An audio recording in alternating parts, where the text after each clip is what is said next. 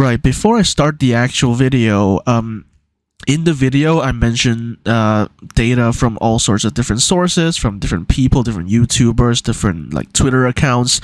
I just want to say I don't claim that stuff as my own because they did the hard work to actually look for said data. So I just wanted to say that unless specified otherwise, all of the stats presented in this video was not collected by myself. So yeah, just with that said, I hope you enjoy the video. Welcome everyone, my name is Rigel and today we are going back to my full review of Eurovision 2023. In this video, we're going to take a look at the statistics of Eurovision 2023 with what's changed since last year and the new numbers that we've gotten from this year. So I have to say though, not all of this data is from myself. I've gone and done some research of my own, obviously, but there's also some very interesting data that I found from other sources, which I will of course credit. But I think they're interesting, so I'm gonna put them in the video as well. All credit goes to the original creators. So first off, let's start with the data from James Rowe, who is one of the co-hosts of the Eurotrip podcast, and he's also very interested in like statistics and stuff. He regularly mentions his spreadsheets. So this is what he's got from his spreadsheets this year.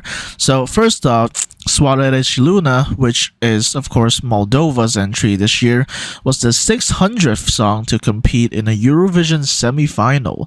This is pretty interesting actually because it takes, well, obviously 100 songs to get to the next 100, and each year there's only 20-something or 30-something finalists. So yeah, it takes a couple years to get to 100, but this year we've reached 600 semi-finalists with Soarele și Luna. After that, we have Peaked Jacks, who were the first artists to finish last in the semi-final, performing 12th in the running order. Now, this is interesting. Again, 12 is generally not like a terrible running order slot. I mean, it's the second half, obviously, and in general, you just have a higher probability of qualifying in the second half. But not only did Peaked Jacks not qualify, they finished last. So yeah, there's that. There's also some debate over whether it was actually San Marino or Romania who finished last, and I'm pretty sure the tiebreaker is whoever is earlier in the running order gets the upper slot. So basically Romania is second to last, while San Marino is last place, even though they both got the same amount of points, which is none. Right. After that, we also have the NQ of Malta, and obviously that's semifinal 1, and this means that both second and third in the semifinal running order now have the joint worst qualifying rate with 35.29%. Again, I think since last year even, there's been this thing where people are trying to speculate that the EBU wants to break that number 2 curse, that you don't want to be drawn second because then you have pretty low chances of qualifying. And well, Brunette did that, but Brunette broke the curse. Brunette broke the curse, but obviously Malta didn't, and now second and third are apparently joint worst, because this obviously also takes into account the jury in the previous semifinals. If we take a look at just the televote, then second is easily much worse. So yeah, that's the semifinal depth slot. And after that, this is another interesting thing. 2023 was actually the first year in which last in the running order produced a winner in both semifinals. Now, spoiler alert, I've got some data from Eurovision Tom coming up later, and he actually mentions who before then had actually won the semifinal from last in the running order. But this is indeed the first year where we had both show closers win the semifinal. So obviously in semifinal 1 that's Finland, and in semifinal 2 that's Australia. And I guess that kind of just goes to show what happens with a televote only semifinal. You don't get the jury there to like balance out the points.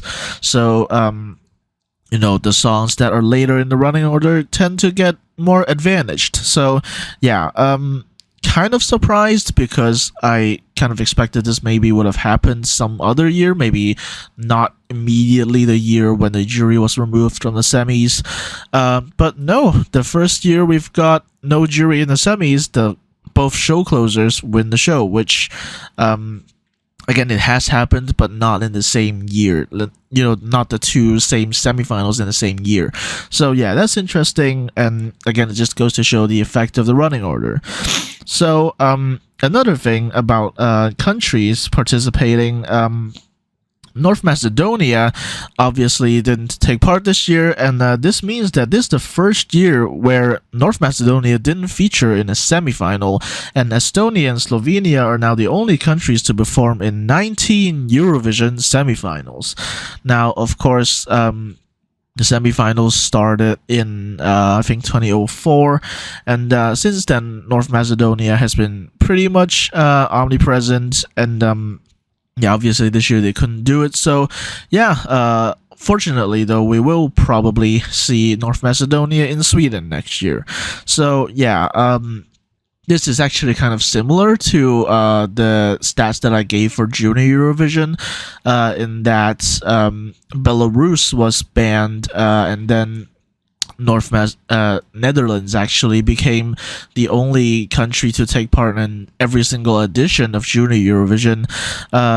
Before then it was shared with Belarus, but obviously Belarus was banned. So yeah, not much else to say. North Macedonia is almost 100% returning next year, so we will see them in the semifinals again in Sweden. So talking about semifinals, we now have 4 countries with the record for most qualifications from the semifinals. Now, this is not about the qualification rate, but in terms of actual number, as in how many times the countries have qualified from the semis out of all possible semifinals. So the 4 countries here are Greece, Norway, Sweden, and Ukraine with 13. And obviously, as we all know, Ukraine has a 100% qualifying rate, and I think, again, I keep bringing this up, but it would be funny that Luxembourg, if they qualify next year, they will have already tied Ukraine's qualifying record. So yeah, that's not related to this though. This is generally just talking about kind of the powerhouses of the 21st century, let's just say that. And obviously this doesn't take Italy into account because Italy doesn't have to qualify from a semi. But yeah, it's very interesting, and I think a lot of these qualifications for Greece actually come from the 2010s, and especially the 2000s, back when they were like really, really good at Eurovision. But obviously in recent years they've I guess flip-flopped a bit. But yeah, so yeah, with that said, Greece hasn't qualified this year, but Norway, Sweden have, so that brings them equal to Greece and Ukraine. So next year, of course, Ukraine will also have to go through the semifinals, and we'll see what happens there. In the meantime, let's go through the other stats from James Rowe. And speaking of semifinals, still, Australia have now won 3 out of 7 semifinals in which they've competed. That's one behind record holder Sweden, but the Scandi nation has taken part in 7 more semis than the Aussies. So in other words, Australia is really good at winning semifinals, but not very good at getting televote points in the final. So yeah, make of that what you will. But yeah, Australia for some reason really good at winning semifinals, and then doing okay in the final, maybe getting top 10, sometimes doing very, very well, Dami Im, stuff like that. But yeah, they're really good at winning semifinals for some reason, and I wonder how well will Luxembourg do in that regard. Right. Regardless, let's move on. Lorean's second place finish in the semifinal this year extends Sweden's lead in the amount of top 3 finishes in Eurovision semifinals to 9. That is to say, while Australia might be good at winning semifinals, Sweden are very, very consistent in doing very well in the semifinals, which, if you look at their results in the grand final, is really not surprising. Again, they're kind of a Eurovision powerhouse, and Lorraine has shown that they don't necessarily need to have a good jury score to do well in the semifinal. So yeah, again, it just shows that Sweden is a powerhouse, really. And after that, let's move on to the grand final, where 12th place in the running order is now statistically the best place to perform in the grand final with an average finishing position of 10th. 17 has produced the most winners with 7. Yeah, not much to say about this. I think were Kalush 12 last year, but this year 12 was, I believe, Katia, and obviously Katia did very well as well. And I've seen other graphs, and basically in terms of the best places to perform in the final, you'll not be surprised to find out that the worst one is second place, obviously. But actually, a lot of people expect the second half to be better, but actually the best general region is actually near the middle. So, 11, 12, 13, stuff like that. Those are generally some of the best spots to perform in the grand final. And one wonders whether that's intentional or really is just the most people that tune in around that time. So more people get to see the song. So yeah, actually, again, like I said, a lot of people might think that the second half is better, but actually it's the middle that's better. So yeah, there's one thing there, and another thing is that Germany's last place finish in the grand final was the first time 21st in the running order has produced a country with the fewest points. Yeah, not much to say about that, except I still insist that Germany was robbed. But yeah, apparently before 2023, we've never had 21st in the running order produced a country with the fewest points. And speaking of Germany, though, we now have Germany with the most last place finishes in the grand final since the Big Four, as it had been at that time, began in 2004. And yeah, I don't think this really surprises anyone. Honestly, since the Big Four, or eventually Big Five, began, it really was kind of a race to the bottom. I hate to say that, between a lot of the Big Five countries. And each year there's like one or two that do particularly much better than the others. And this year, of course, is Italy. Last year it was the UK and Spain. And yeah, every year somehow we always see some Big Five country / countries near the bottom. So yeah, Germany is now statistically the worst one, or at least the worst in terms of getting last place, basically. The UK is, I imagine, is pretty close, but I guess Germany has more last places, because yeah, they just send random stuff, really, not particularly competitive stuff. I do speculate whether it's kind of like a Denmark scenario, maybe, where they intentionally just don't want to win anymore. But I don't know about that. Regardless, that's all the data that we've got from the Twitter thread that James Rowe did. Now let's move on to the data from Oliver, who is also known on Twitter as Twitter user at the other Oliver. He's basically a Euro fan from, I think, New Zealand, who is also interested in statistics. And the first thing that really caught my attention was the fact that 2023 is the first Eurovision in history where none of the top three have red on their flags. Now, it's very interesting because, as someone who's interested in flags, you kind of wonder about the flag statistics of Eurovision as well. And I dare say that's a pretty under-researched area. But for the first time in Eurovision history, we have a top three with no red in the flags. So obviously, our top three was Israel, and then Finland, and then Sweden, and obviously none of those flags have red in them. And had Italy gotten third place instead of Israel, this piece of data would not have happened, because obviously the Italian flag has red in it, quite a lot of red in fact. And you can see here on the right, actually, or rather on the left, all these countries with red in their flags have placed in the top three. So yeah, it's very interesting that for the first time in Eurovision history, we've not had red in the flags of any of the top three, because obviously, if you look at most flags in general, not just European flags, red is actually a pretty common color.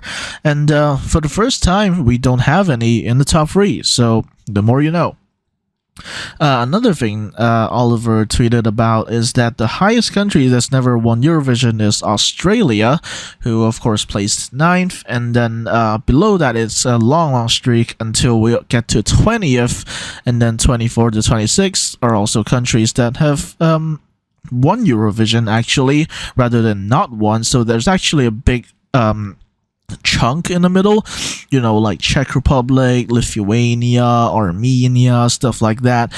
They've never won Eurovision, but they all occupied the middle region rather than the bottom.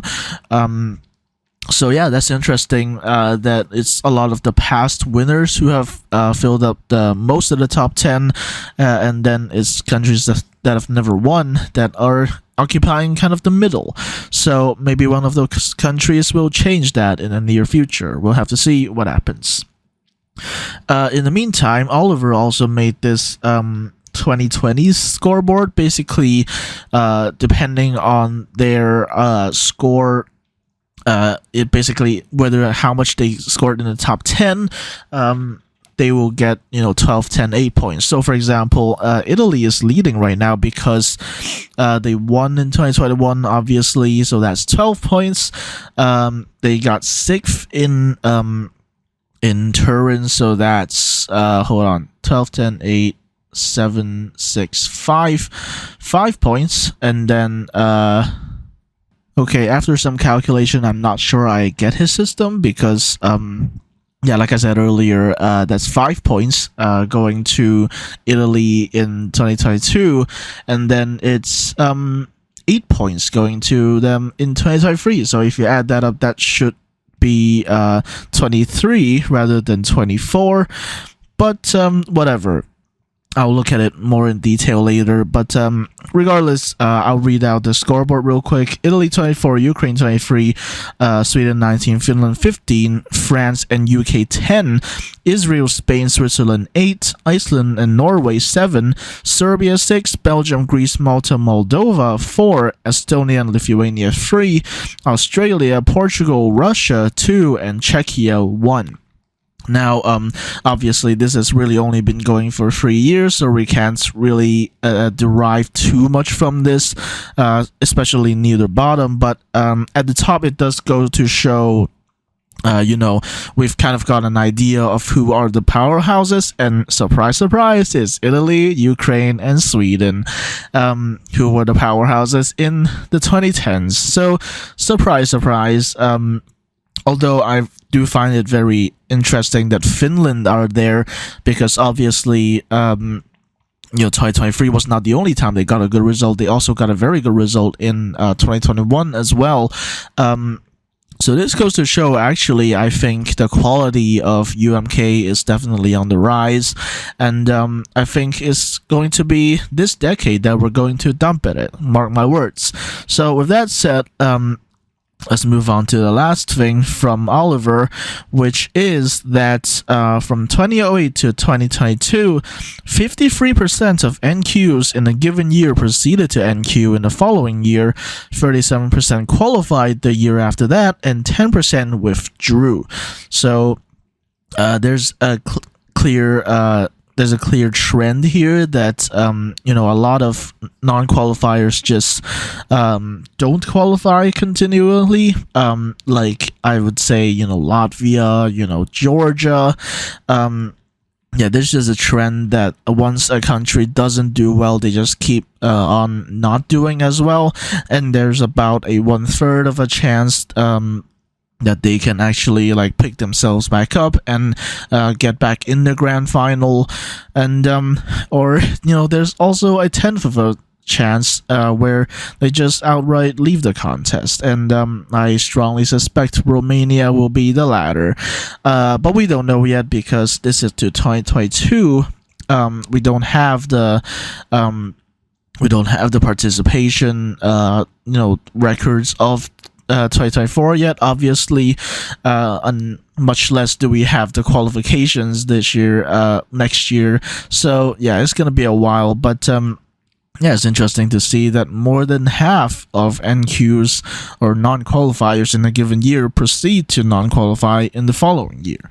So yeah, that's interesting and maybe a little bit sad, but it is what it is. Some countries can't afford to have good staging, or they just sometimes just don't send commercially palatable songs, let's just say that. So yeah, that's some not as good news about the non-qualifiers maybe, but for now let's move on to data from Bruno, who you might also know as Euro Bruno, or that Twitter user in 2019 who corrected the EBU results with regards to Belarus, and you'd expect a lot of stuff here, but actually a lot of his stuff that he's posted is actually more comparing stuff lately rather than actually compiling stats. But first off, let's look at the number of times a country was ranked 11th in the jury vote. So Cyprus was ranked 11th 3 times, and a whole bunch of countries were ranked twice in the jury vote, ranked 11th. With France, Estonia, UK, Switzerland, Germany, Lithuania, Albania, Armenia, Croatia, Moldova, Ukraine, and Spain. And of those, I think UK and Germany probably really needed it. Maybe Croatia as well, you could argue. And so in the jury anyway, not that many countries were super borderline. Even 3 isn't actually that much, because that literally just amounts to 3 points. But if we look at the televote, we have some countries that were ranked 11th in a lot more countries. Moldova and Poland were ranked 11th in 5 countries, respectively. Australia, France, and Cyprus in 3 countries. And Croatia, Switzerland, Germany in 2 countries. So yeah, potentially, had the voting gone a little bit different, Moldova could have gotten 5 more points, and Poland could have gotten 5 more points. But again, it's 5 points. If you're down that low, how much of a difference is it really going to make? So yeah, that's interesting as well. And another thing he pointed out, along with other people, is that for the first time, perhaps ever, the jury from Azerbaijan did not rank Armenia last place. They actually placed it 22nd, 18th, 21st, 24th, and 20th, respectively, which led to overall 25th place, which is above Portugal, which Bruno was a little bit frustrated about. And obviously, everyone was talking about the Greek jury not giving Cyprus 12 points. And actually, if you break down the rankings, you'll find that they gave them 7th, 18th, 6th, 4th, and 8th, respectively, which led to the 4 points. And so even if you take away the outlier, which is the 18th place, you'd still not get 12 points overall. So, yeah, that's interesting. I think there's a little bit of a crisis between the two right now, between Greece and Cyprus, just because of these 4 points. But yeah, it's very interesting and definitely not something that we expected. So another thing that Bruno also did was that he compared the current jury system versus the average jury ranking system. So in case you don't know, basically there's since I don't know when, they stopped using the system of just averaging out the rankings rather than having basically the lower rankings or the higher rankings just matter less. So basically outliers don't impact the overall ranking as much. I don't really get the whole concept, but basically the idea is that it reduces the impact of outliers. So basically he went back and calculated if everyone was if all of the jury were actually calculated using the old system, how much would it be impacted? So first off, now keep in mind this is basically the current system compared to the original system or the previous system. So this basically calculates how much this system helps or harms certain countries. So first off, in terms of points, Finland was the most helped with 22 more points, Australia 17, and Spain 14. And also in terms of the average rank placements, we have Croatia with 1.58, Finland with 1.36, and Australia with 0.97. So I think particularly with Croatia, Finland, and Spain, this goes to show the effect of more nullifying the outliers. So the jurors who don't like the song can't affect the overall placement as much in their national jury. And however, we also, of course, have to look at the countries that are most harmed by this new system, which were Armenia, Estonia, and Norway. Those are 14, 10, and 9 points, respectively. And in terms of the average rank placement, it's also Armenia with 1 placement, Lithuania with minus 0.72, and Poland with minus 0.67. So you can compare that to the most helped section, and you can see it's a lot less significant. But regardless, a lot of these songs are what you might consider more traditionally jury friendly. But regardless, it still goes to show, I think, that there might be like the occasional juror who doesn't like traditional jury bait, and even then that still kind of gets nullified. But yeah, so yeah, that's interesting. And I don't know if Bruno's posted any more stats since then, but in terms of the overall jury system, Czechia and Spain are up 3 places, and Armenia are down 5 places, and so on and so forth. You can check the details on his Twitter thread.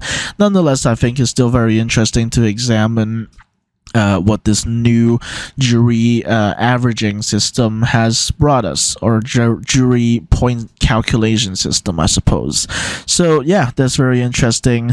And after that, I want to move on to Eurovisionario, which is a Spanish fan page, I guess, for Eurovision, where they basically like to put a lot of the stats of Eurovision in graphics, so it's more interesting to look at, I suppose. But we'll get through a few here. I have put a few of the graphics here, but mostly it will be text. So yeah, just get ready for that. But the first one I want to talk about is one that a lot of other people have also talked about, and that is the fact that in a way, Spain has won the Eurovision bingo, as in they are the first country to ever get all placements from 1st to 26th.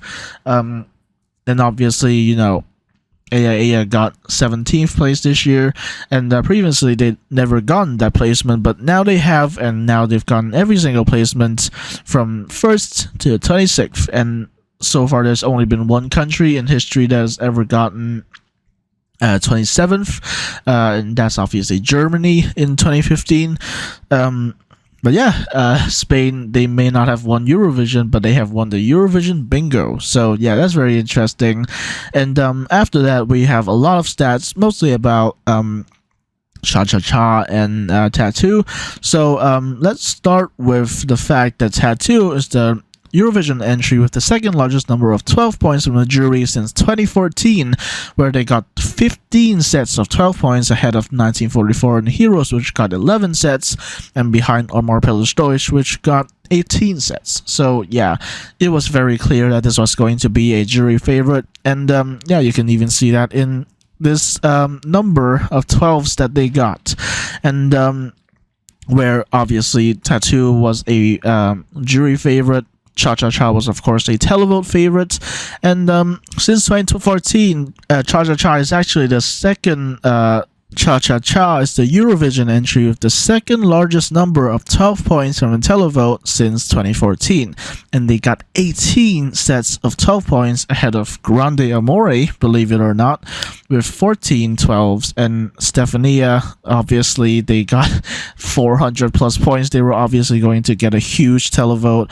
And that is 28 sets of 12 points, which I don't know if any country will ever beat in our lifetimes, frankly. So, but on the topic of Cha-Cha-Cha getting a big televote, they got 84.7% of the maximum possible televote, which again puts them second behind Stefania, and actually ties with Amor Pelos Deutsch for the historical third highest televote score since 2009, behind Stefania, obviously that's 439, and Fairy Tale with 378. So yeah, again, this just goes to show that Cha-Cha-Cha got a huge televote, and in the same way that Tattoo got a huge jury vote. And many people have pointed this out at this point, but Finland was the only country to not give Sweden any points in a televote. And some people have accused Finland of tactical voting, but honestly, I don't really blame them, as in the Finnish people. Obviously, for once you have a chance of winning the damn contest, of course you're not going to vote for your rival, right? So yeah, it makes sense to me. It's fair enough. It's Finland because Finland you really don't think of as a powerhouse, and for the ones they have a chance to beat a powerhouse, so why would they vote for a said powerhouse even if it is their neighbor? So yeah, that's very interesting stuff as well. Yeah, so that's just my thoughts on that. But back to Tattoo for a bit. Another thing many people pointed out after the detailed results were released was that Tattoo did not receive any televote 12 points at all. In contrast, Israel and Ukraine both received 4 sets of 12s in the televote.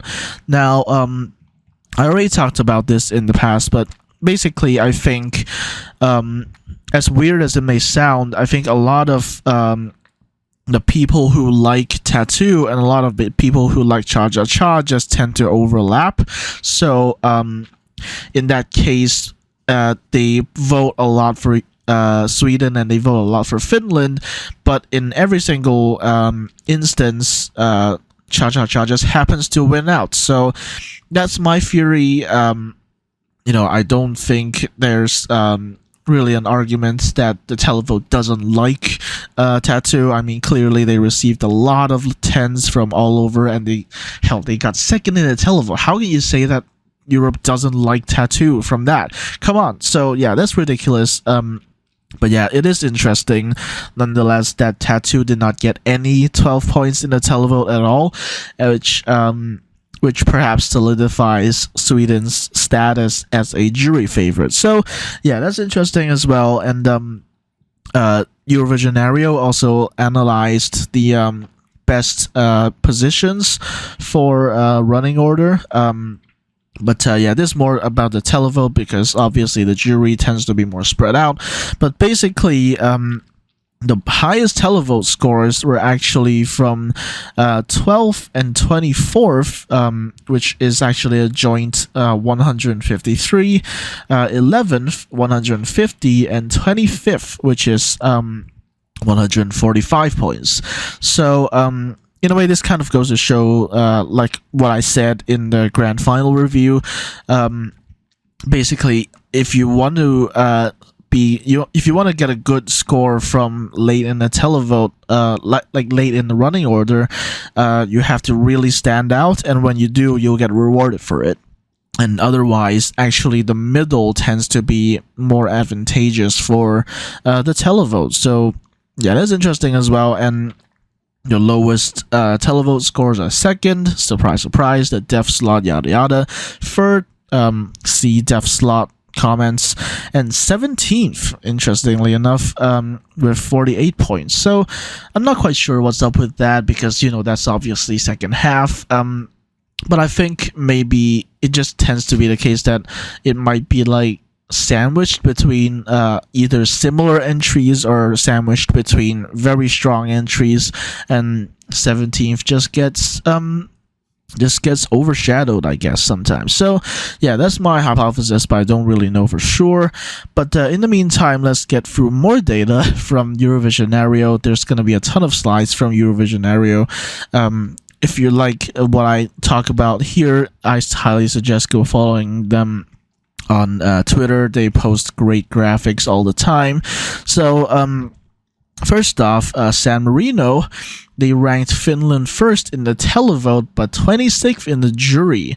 Let's talk about this one first, actually, because San Marino obviously doesn't have a valid televote. So I think they really just took the aggregate from the similar countries in the same pot or whatever, and then just kind of use an average of that, which is fair enough. And obviously a lot of those countries gave Cha-Cha-Cha 12 points, so San Marino would give 12 points to Finland as well. And the jury of San Marino clearly really don't like Finland at all.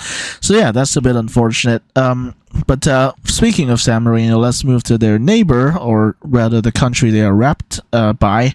That's Italy, of course. And one thing that's interesting about Italy, like almost every single year, is that Italy really likes to vote for Moldova. And you can see that very much this year. Actually, their jury gave Suara de Luna 26th in the whole grand final, while the televote actually ranked Moldova first rather than Finland. So I think there might just be like this very proactive Romanian and or Moldovan diaspora in Italy, because otherwise I'm not really able to explain why Italy of all countries would vote for Moldova. So and obviously a lot of Romanians go to Italy for work and such. So yeah, and on that level it makes sense. So yeah, that's very interesting. The jury giving an entry to 26th place, while the televote gives it 12 points. So yeah, that's very interesting. Another thing that I find very interesting as well is that the first 6 countries in the running order all ended up on the right-hand side of the scoreboard. Obviously, that's Austria, Portugal, Switzerland, Poland, Serbia, and France. I think people are still kind of surprised about France's result, but I already said in my grand final review that I'm really not that surprised. But yeah, this kind of goes to show, I think, the impact of running order, and also just there were so many points given to Lorraine that there just wasn't many more points to be given out to other countries, and so maybe in this respect the televote kind of reigned supreme, I guess. So yeah, that's interesting, but also kind of sad for some of the countries in here. So yeah, with that said, let's move on to another factoid about Italy, which is that they have now gotten 6 top 6 results in a row. And obviously, their previous non-top 6 result was the second time since their return that they've sent a woman, which was Francesca Michelin. Michelin? I have no clue. Yeah, Francesca, you get it. Yeah, they haven't sent a woman since 2016, and then they've done well. So why would they start sending women all of a sudden? So yeah, I don't know. They've gotten top 6 in 6 times in a row, like I said. So they're probably going to send another guy singing a boring ballad next year. Who knows?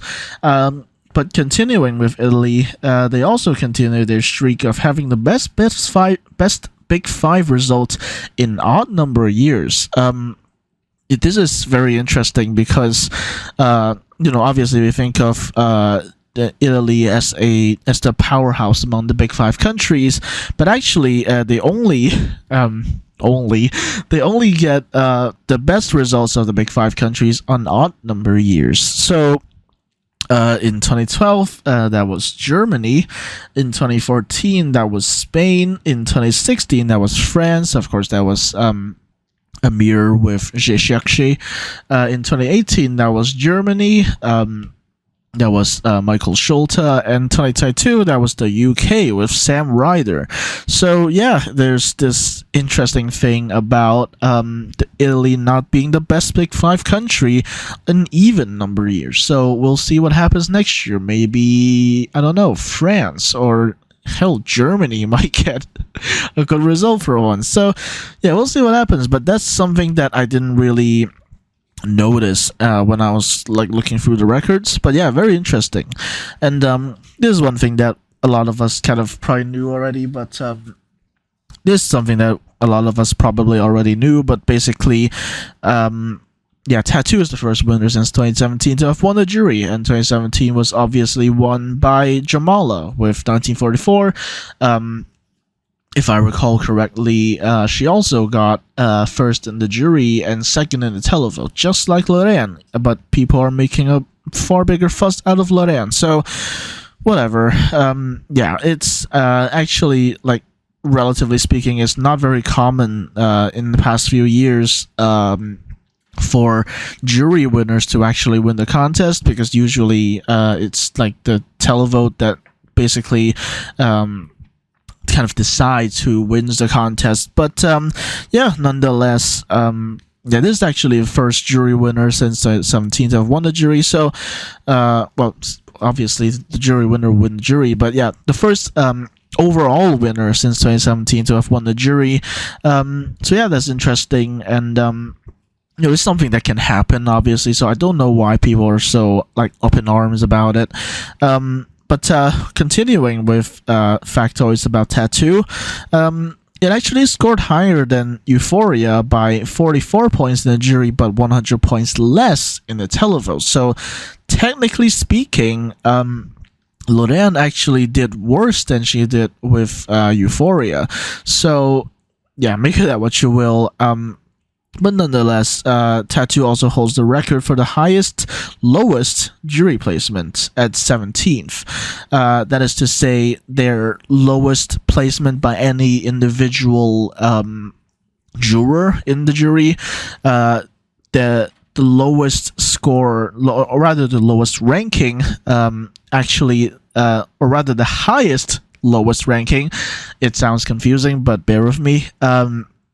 That record is now held by Tattoo, actually, because Heroes got a 20th place, Baseman got a 22nd place, and Amar Peluche Deutsch got a 23rd place. So, that's interesting. It goes to show, I think, that the vast majority of jury members just agreed that Tattoo was good. And continuing with Tattoo, Lorraine is actually simultaneously the 60th and 70th winner of Eurovision. Now, obviously, there's been 11 years apart. That's 2012 and 2023. So that's 11 years apart, but obviously 2020 was cancelled. So Lorraine is simultaneously the 60th and 70th winner of Eurovision. So that's 10 winners apart, but 11 years apart. So that's a distinction we kind of have to make now. So yeah, there's that. That's very interesting as well. And maybe we'll see her at Eurovision 2033. Who knows? Anyways, going back to the Big Five for a bit. Since 2011, more than half of the Big Five songs did not get more than 30 televote points. So, I think there's this sense among Big Five countries that they can just send whatever because they're already in the final and they don't have to fight to get into the final. So, yeah, it just goes to show, I think, like this kind of Big Five syndrome, maybe you can call it, where they just kind of get complacent because they just, yeah, again, they're in the final already. They don't really have to fight to get there. So yeah, that's why you always see these days anyway, you always see Big Five countries near the bottom.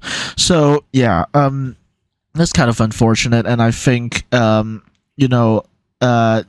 is the powerhouse, but frankly, I think honestly, out of the Big Five countries, they might be the one that cares the least for Eurovision, honestly. So yeah, there's this issue among the Big Five countries, and I think we look forward to a time when the entire Big Five are competitive. So with that said, let's move on to even more data from Eurovision Aerial. I told you there was going to be a lot, but here's some more stats about mostly the jury votes. So first off, remember when I was talking about Italy voting first for Moldova and in the televote and then 26th in the jury? Well, let's look at the Italian vote a bit more because it's kind of weird. First off, Norway, Albania, and Finland were top 5 in the televote of Italy, but bottom 5 in the jury of Italy. So, it kind of makes sense, I guess. First off, obviously, Alessandra is herself Italian, and obviously in Italy there's a huge Albanian diaspora, and obviously people in Italy would also like cha-cha-cha because everyone likes cha-cha-cha. But I can't see why actually that all three of those ended in the bottom 5 in the jury. But you might need some explanation for Norway, but basically, yeah, her jury show really was not great. If you saw some leaked footage, she did not sound good at all. And the rest are just like general non-jury friendly songs, so it kind of makes sense. And after that, speaking of juries, there's going to be pretty much like a jury section. Mama Szczy, which is of course the Croatian entry, was ranked last by 49 jurors. Duje 22, Blood and Glitter 17, Solo 14, I Wrote a Song 11, and Cha Cha Cha 10. And Tattoo and Due Vite were not ranked last by any juror. On the contrary, Tattoo was ranked first by 55 jurors, Due Vite 20, Unicorn 16, Cha Cha Cha 14, Promise 12, and Because of You 11. And Blood and Glitter, I Wrote a Song, Mama Szczy, and Samo mi się spawa were not ranked first by any juror. And the main thing I really want to point out here is Cha Cha Cha. It's kind of similar actually to the Serbian entry from last year in Corporisano. It's just very divisive. You can see here it was ranked last by 10 jurors, but ranked first by 14 jurors. So, yeah, it's clearly very divisive. But in the end, it ended up with a pretty good result in the jury for Finland, honestly. And yeah, the rest is kind of what you'd expect, although I'm still surprised by how Australia and Belgium were so well received by the jury. So, yeah, I'm not really sure how that second part works, but yeah, Tattoo was ranked first by 55 jurors.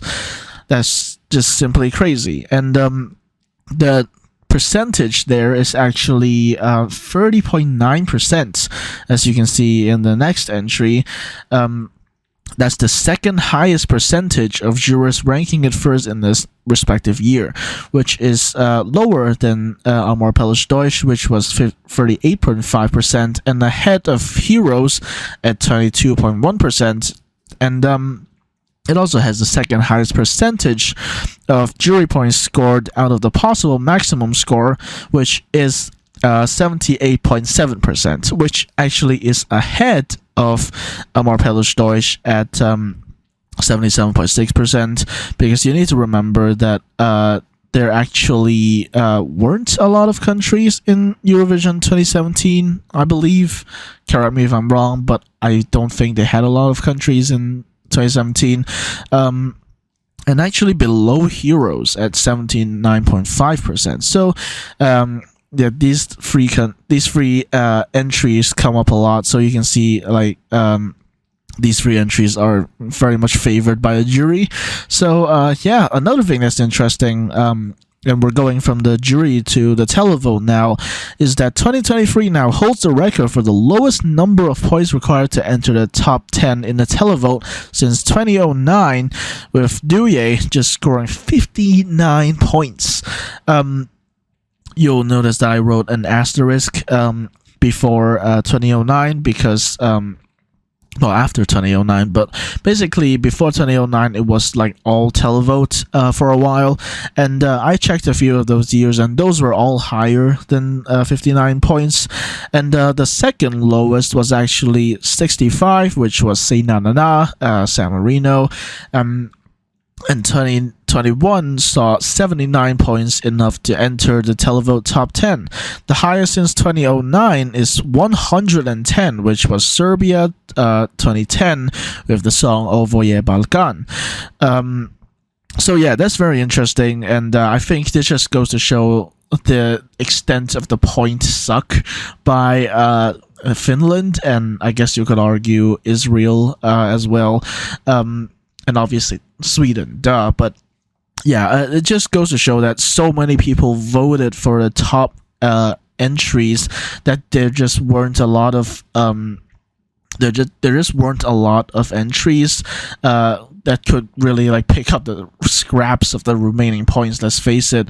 And actually, I'm kind of surprised that despite the huge televote score that Kalush got, 2022 isn't actually on this lowest list. But yeah, that's interesting. And actually, let me check real quick what the top 10 of the 2022 televote was like. Right, in the 2022 televote, the 10th place was Estonia, which had gotten 98 points, which is actually pretty close to 110. So yeah, it's surprisingly, there were quite a lot of points going around, even despite the huge televote that Kalush Orchestra got. So that's very interesting, but I think, yeah, again, I think there was just a huge point suck at the top, basically. So, Finland, Sweden, Israel, and I think, Croatia, I guess, to an extent, and also Italy. A lot of those countries just took up all the points, and there just weren't a lot remaining, so it was easy to get into the televote top 10, even with a relatively low score. So, yeah, that's interesting. And another thing that I wanted to point out from the running order, or rather Eurovisionario wanted to point out from the running order, is that Cha Cha Cha and Unicorn actually scored their best ever results for the respective running order positions since 2013. The worst position is, surprise, surprise, second, which was actually 16th, Belarus 2014 with the song Cheesecake. So yeah, that's very interesting. And in the following, I'm going to talk about two graphics. The first one is jury point graphics, and this basically displays the historical top 44, which is weird because in another graphic they actually show 45, but in this one there's just the historical top 44 since I believe 2009, and you can see there that only 3 entries entered the top 44 this year, and those were obviously Tattoo and also Unicorn and Due Vitae. And it's interesting because you can see here that there's a lot of Sweden, obviously, and yeah, so Tattoo actually got the historical 3rd highest jury score, ahead of Sound of Silence, which got 320, and behind Heroes, ironically, which got 353. And yeah, it's interesting, I think, to me as well, that Spaceman is seventh in this list, which goes to show, it's very interesting that for once UK actually did well. And also another entry that I find interesting is Iceland 2009. Is It True? By Johanna, and yeah, that got 260 jury points, which is huge, but obviously it doesn't really compare to Fairy Tale. But I find it interesting that it took until 2023 for it to actually get kicked out of the top 10. And below them, we have Hold Me Closer. I don't really need to talk about that. But yeah, there's, for the most part, there's actually a bunch of different countries in here. Again, there's a lot of Sweden, there's a good amount of Italy, a good amount of Norway, actually. And never mind, scratch that, that's only Fairy Tale.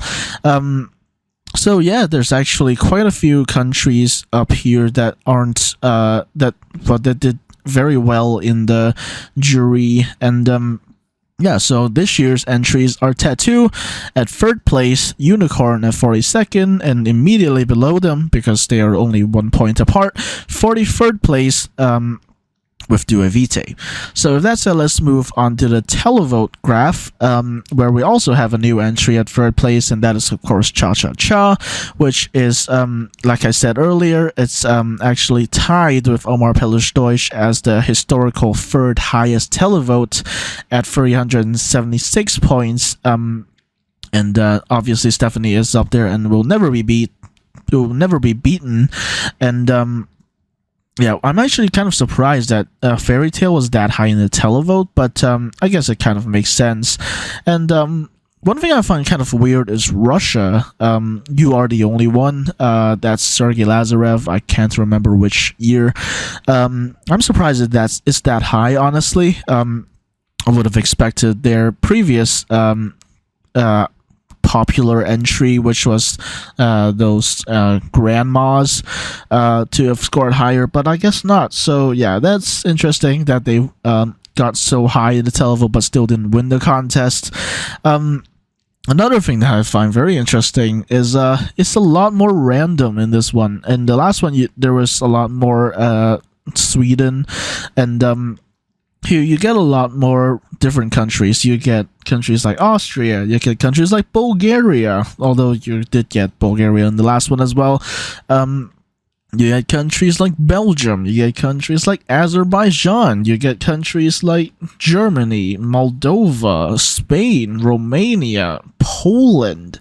So yeah, it goes to show, I think, that the televote really does just vote for what they like, rather than having a specific country that they might just generally lean towards.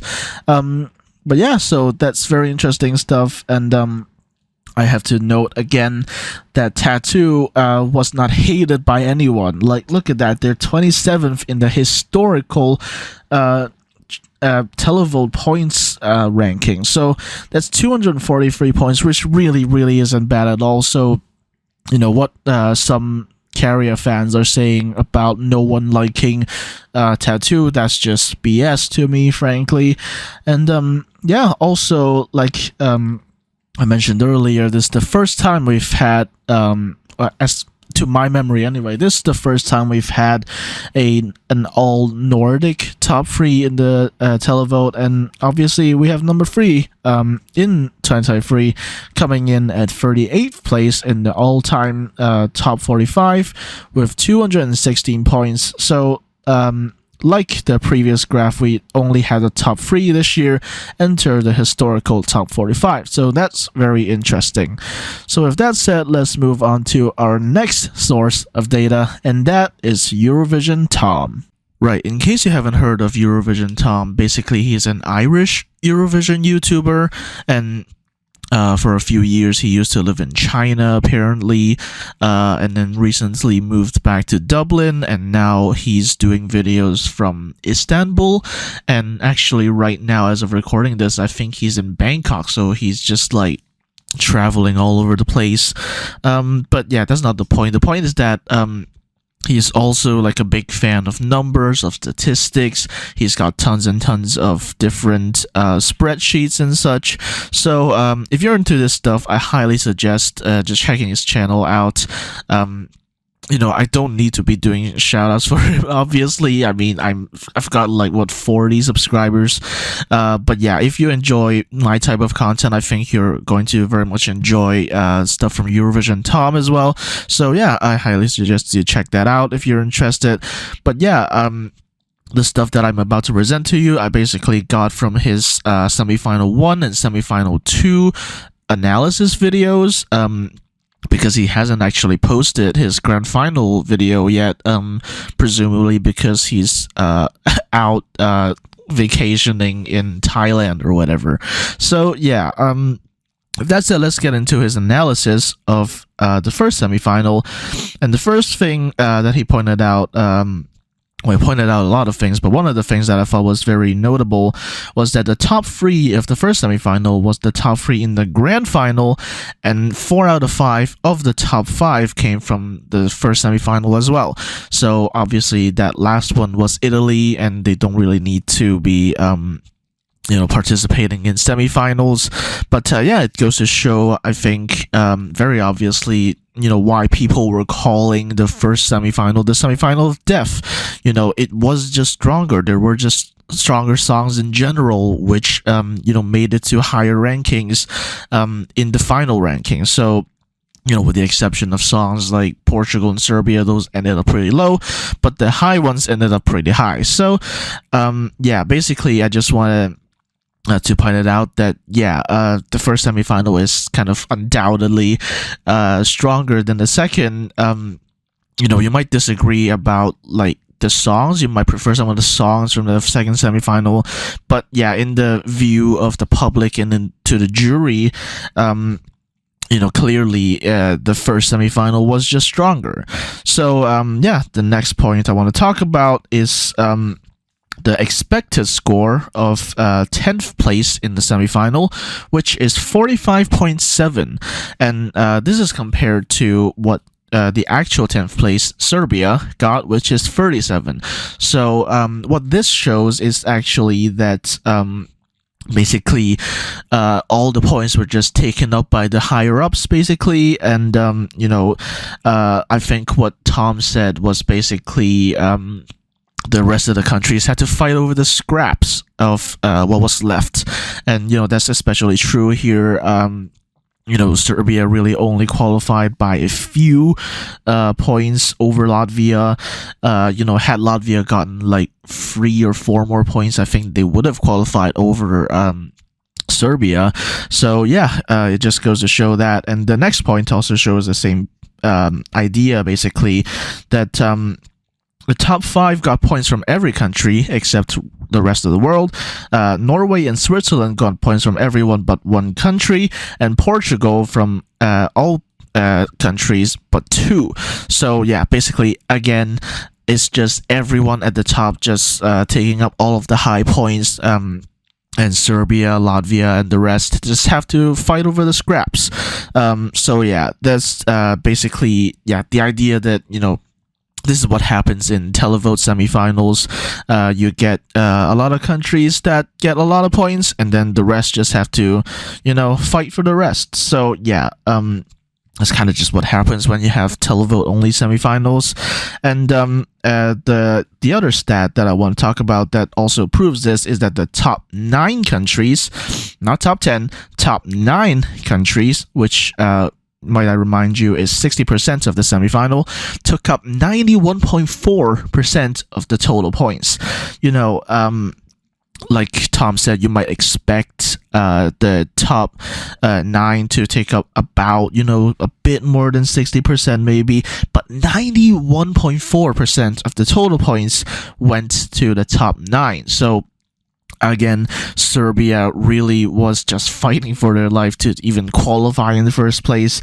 And this goes to show, this is also proven in the next point, because Serbia only got one top 3 placing, which is 10 points, not even 12, 10 points from Croatia, but they still maintain their streak of being in the top 11 in the semifinals.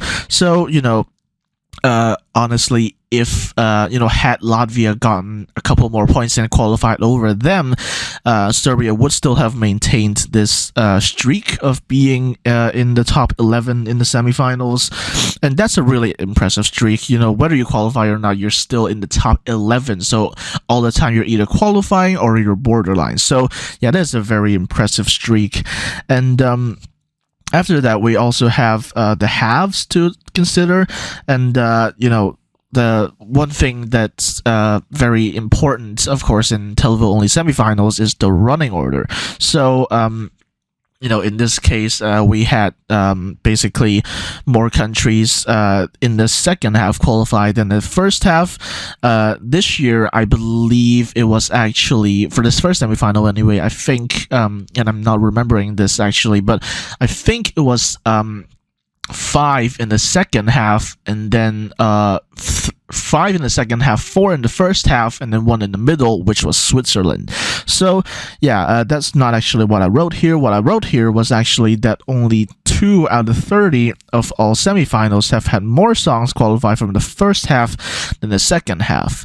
And from what I remember, the stats for those countries qualifying, those 2 semifinals in particular, I believe was 2018 or 2017 or something like that. I cannot remember that, but I think I wrote it down somewhere later on. So we'll go and check that later. And for the qualification rate, we have 42% for the first half and 54% for the second half. Now, again, this doesn't add up to 100 because you have to consider the middle. And this year in this first semifinal, that was Switzerland. So yeah, that doesn't it doesn't add up to 100, obviously. So yeah, it's very telling basically that basically you have to get a good draw to have a higher chance of qualification. And obviously that's especially true in a semifinal with only televote because people are more likely to forget about earlier entries. So yeah, with that said, let's get on to some other stats, starting with the fact that Sweden only got 2 sets of 12 points, but 9 top 3s. And Czechia's lowest points was actually 2 points. And which was saying that all countries basically put Czechia in their top 9. So that's very impressive. But even more impressive is probably, of course, Sweden having 9 top 3s. It just goes to show that basically you need to be liked by everyone to qualify, not just, your diaspora or whatever. So yeah, they may not have gotten a lot of 12s, and we'll talk more about that in the grand final. But basically, you need to be liked by everyone to do well in semifinals, and obviously the final as well. So yeah, and on the topic of Sweden, they now have a +10 qualification streak. Norway has a +6 qualification streak, and that is third in the rankings of Tom. I don't know what exact metric he uses, but it's apparently third place of all countries. Actually, second is probably Sweden, and then first is Ukraine. So yeah, after that we have Serbia with +5, Switzerland +4, and on the other flip side we have Ireland -4 and Latvia -6. So yeah, it's just the changes in the qualification streaks basically, and Sweden are pretty much like unbeatable, except that one time they sent Anna Bergendahl. Other than that, they've pretty much qualified every single year, and they're like percentage-wise, they're creeping up really close to Ukraine, although they may never surpass them unless Ukraine decides to not qualify for some reason. And also Luxembourg. If Luxembourg qualify next year, they have a 100% qualification rate. But yeah, that's a topic for another day. But for the meantime, we also have this interesting view of what would happen if only the Big Five was voting. And interestingly, Moldova would actually win the semifinal. Portugal would be fourth. Sweden would be ninth, and Latvia would be 10th. And this one thing that Eurovision Tom referred to as the bellwether state, I think he called it, and basically it refers to like which country had the exact correct qualifiers. So basically their top 10 matched up with the eventual top 10, and in this case it was Italy. And obviously actual countries participating in the semifinal can't be bellwether states because they can't vote for themselves. So well, they can actually, but you get the idea. But Italy was kind of the Eurovision Tom said, the bellwether state. Basically, the top 10 in the Italian televote matched up exactly with the top 10 of the overall televote, of the overall results. So yeah, they're the bellwether states for this semifinal, which I find to be quite interesting. And one other interesting thing that Tom pointed out actually was that Azerbaijan gave 6 points to Latvia, which is actually the highest score after the rest of the world. And in case you didn't know, the highest score that was given to Latvia came from the rest of the world, and I am very proud to have been part of the rest of the world by giving them 20 votes. So yeah, rest of the world gave Latvia 8 points, and after that we had Azerbaijan for some reason, which gave 6 points to Latvia, which it's just lovely. But I'll be honest, I've never seen any Azerbaijanis talk about Southern Lights, but I appreciate it from Azerbaijan. So yeah, with that said, that's the first semifinal, and now let's move on to the second semifinal.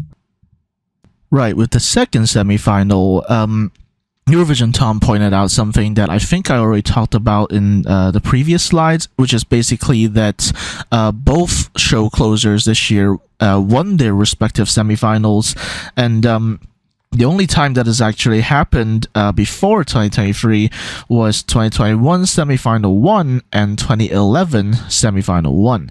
So yeah, that's just something that's interesting, that the first year we have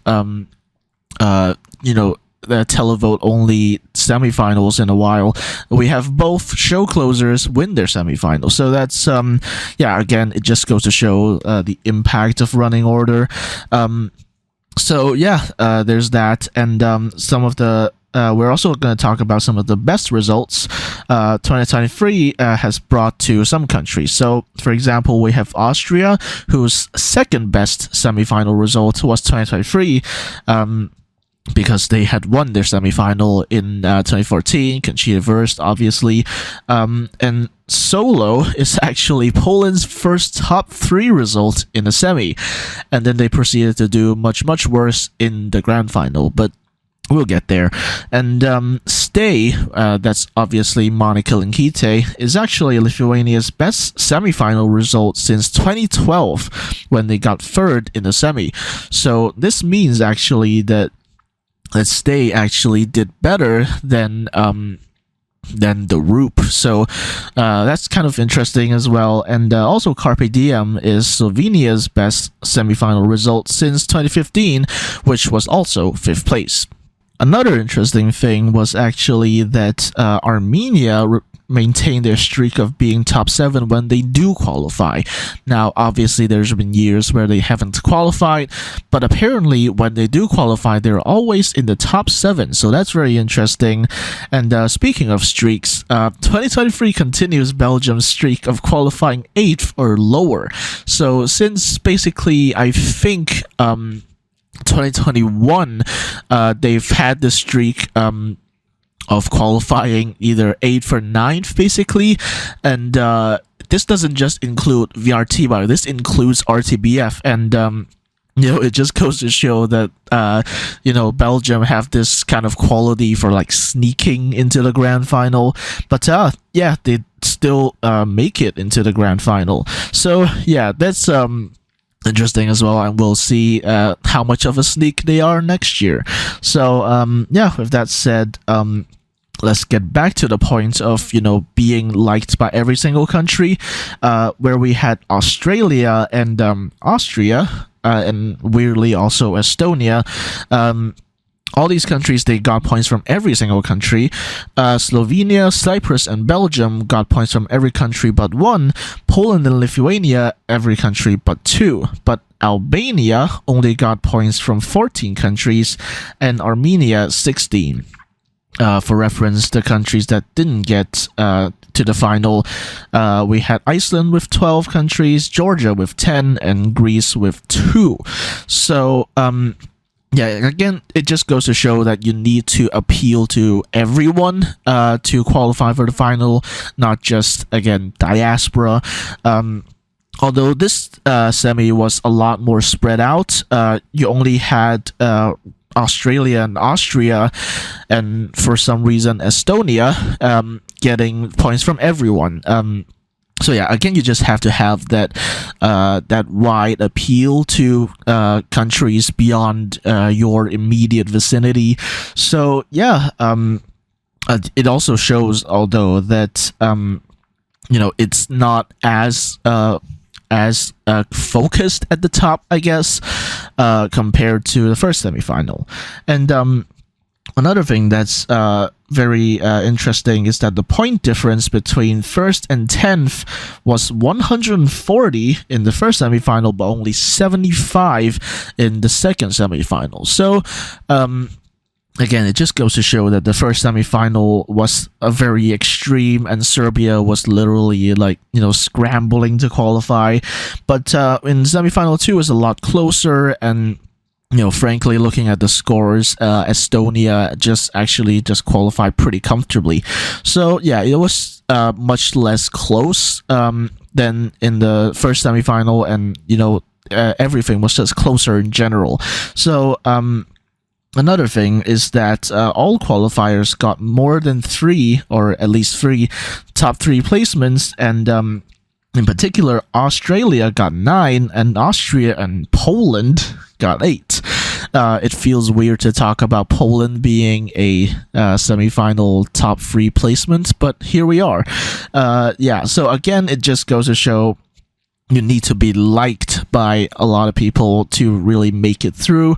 And yeah, again, like I said in the previous slide, and like Eurovision Tom said in the previous semifinal 1 video, only 2 semifinals have had more first half qualifiers than second half.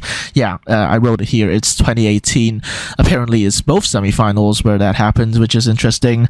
And yeah, it doesn't change this year. We had more qualifiers in the second half than the first half. And in terms of the average half rankings, for the first half, it was 10. Basically, you're qualifying in 10th place. You're barely scraping it through, and that means like I said in the previous slide, 42% qualification rate, and in the second half it's 8.5, which is 54% qualification rate. So again, statistically, it's just easier to do well in the semifinal if you're drawn into the second half because of running order, and yeah, that's about it. Recency bias, I guess. But we're not done with the second semifinal yet, because there's a little bit of comparison between the semifinals. In particular, there were 336 points in the first half in semifinal 1, and 669 in the second half. So that is almost double, and it's written here actually as a 199% increase. In semifinal 2, however, there were 421 points in the first half and 739 in the second half, which is a smaller increase, but you can still see that it's still 176%, which is still huge, but it's not nearly as big as the difference between the two halves in the first semifinal. So again, the first semifinal was just stronger. The quality difference, I guess, in the first and second half was stronger. In the second half, you have the entire top 3 of the eventual contest. So what do you expect? But yeah, and one thing that was true though is that in both semifinals, the top 5 in the ranking were all in the second half. So again, it really does matter which half you pull at the allocation draw. So yeah, it just goes to show the impact of running order. I've said this about the 17th time now in this video. So yeah, and there were actually 5 NQs in a row from 5th. That is considering all historical running order positions. From 5th in the running order, there were 5 non-qualifiers up until 2023, but this year both Portugal and Belgium qualified. And on the flip side, we're breaking a qualification streak from 8th, which is Greece, because there were 8 qualifiers in a row from the 8th slot in the semifinal. But Greece ended that, and actually Greece has had their first non-qualification since 2018. And another thing that's very nice to see is that other than Romania, all non-English songs qualify for the final.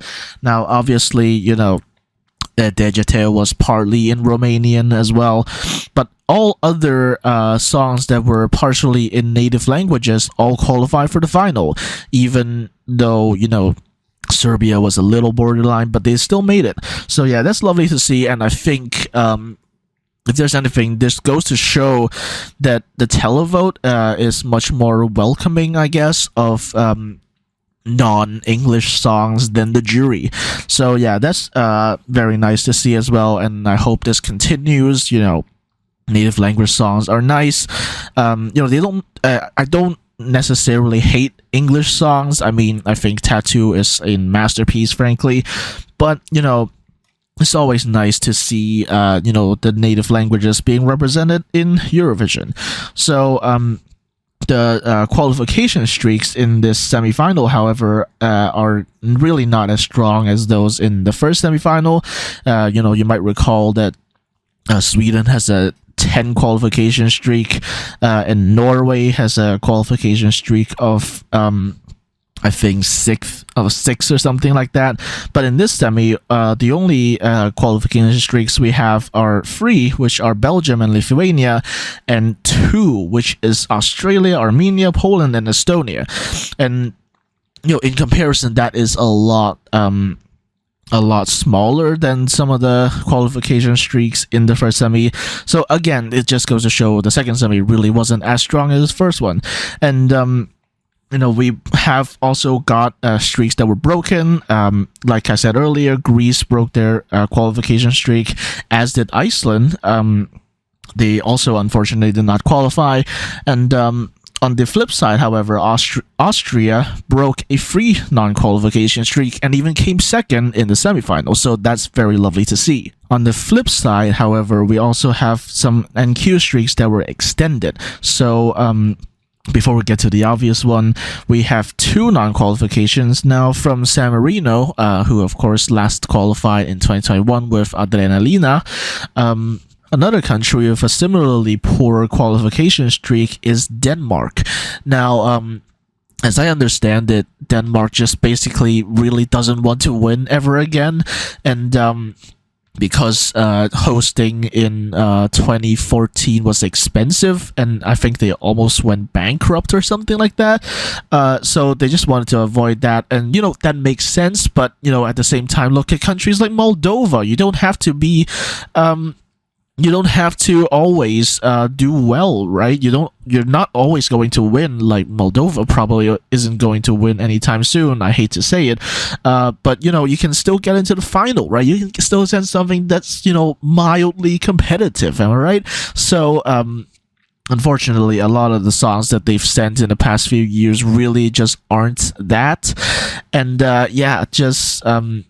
they just are lazy about Eurovision, frankly. And again, like, look at countries like Ukraine, look at countries like Italy. You can do well consistently and not win, right? So I think there's this sense that they just don't want to accidentally win and then accidentally have to host another bankrupting contest again. But you can still do well, you can still be competitive. So to me, it doesn't really make sense. But is Denmark. What can we do at this point?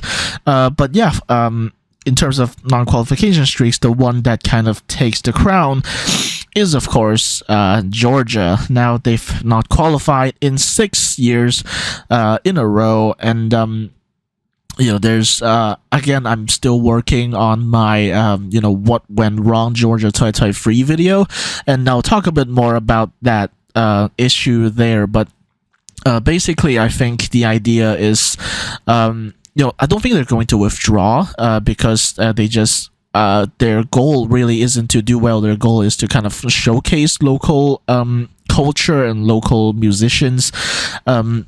But I do think if they want to qualify, they really should be looking at mass appeal. And unfortunately, even Echo wasn't quite enough for that. So, yeah, they're not qualifying. But on a bright side, actually, someone pointed out, it might have been Tom actually, pointed out that last time both Georgia and Latvia qualified was in, wait for it, Sweden. So next year we're going to Sweden, and maybe we'll see both of them qualify again after 6 years of being out the final. So the last thing from Eurovision, Tom, that I saved was, again, the whole bellwether state thing, and in this semi-final it was Spain, and basically this means that Spain's top 10 in the televote was actually the exact 10 qualifiers of the semi-final.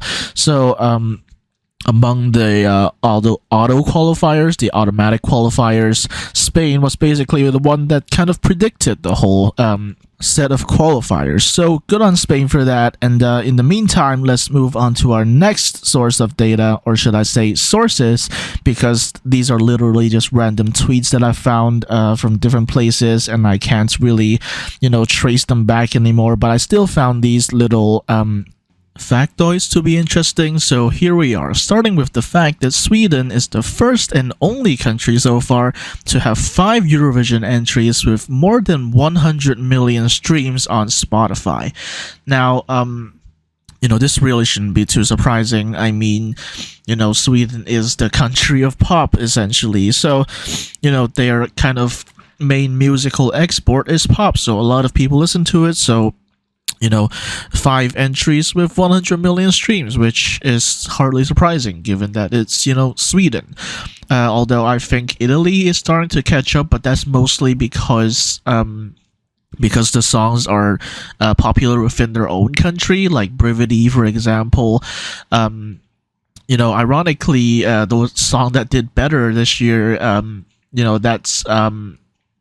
that's Due Vitae from Marco Mangoni. That didn't do as well in the streaming, but it did better Eurovision. So yeah, that's interesting. But coming back to Sweden, this is really not surprising. I mean, technically speaking, the UK also exports a lot of pop, but they don't send a lot of that pop to Eurovision. So there's no surprise that they haven't had too many streaming hits. Really, arguably the first actual streaming hit is probably Spaceman, and then after that I Wrote a Song. Those two are hits within the UK, and even then it still takes some effort to get those outside the UK, right? So yeah, Sweden is kind of the main Eurovision pop export.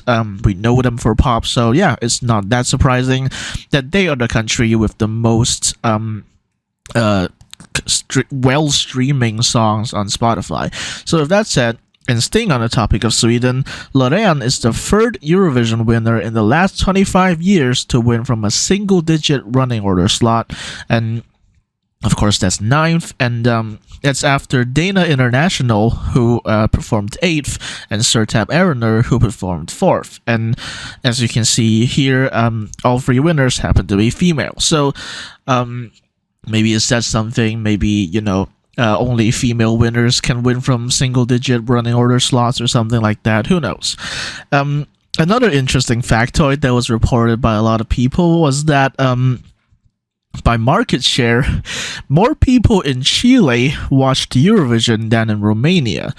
The exact numbers are 6.02% on the Canal 13 and 2.7% on TVR. So honestly, I think Romania are probably going to withdraw, or if they don't withdraw, they're probably just using Eurovision as a money laundering machine. So yeah, it's not looking good for Romania. I think a lot of locals are calling for them to withdraw as well. So yeah, we'll just have to see what happens. But in the meantime, maybe we could see Chile in Eurovision one day. Nah, probably not. Certainly not before Canada or New Zealand, I think, if we're really like talking about, former colonies that speak European languages. So yeah, Chile has a surprisingly large amount of people watching Eurovision, and maybe countries like Argentina are gonna start broadcasting it next. Who knows? Another thing that some people noted was that with the last place of Germany, all last places since 2014 have continued to be either the host country or a Big Five country. There's always been this talk of the host country curse, but I guess there's also kind of a Big Five curse, or maybe just the Big Five feel more complacent. I don't know, because they don't have to go for semis.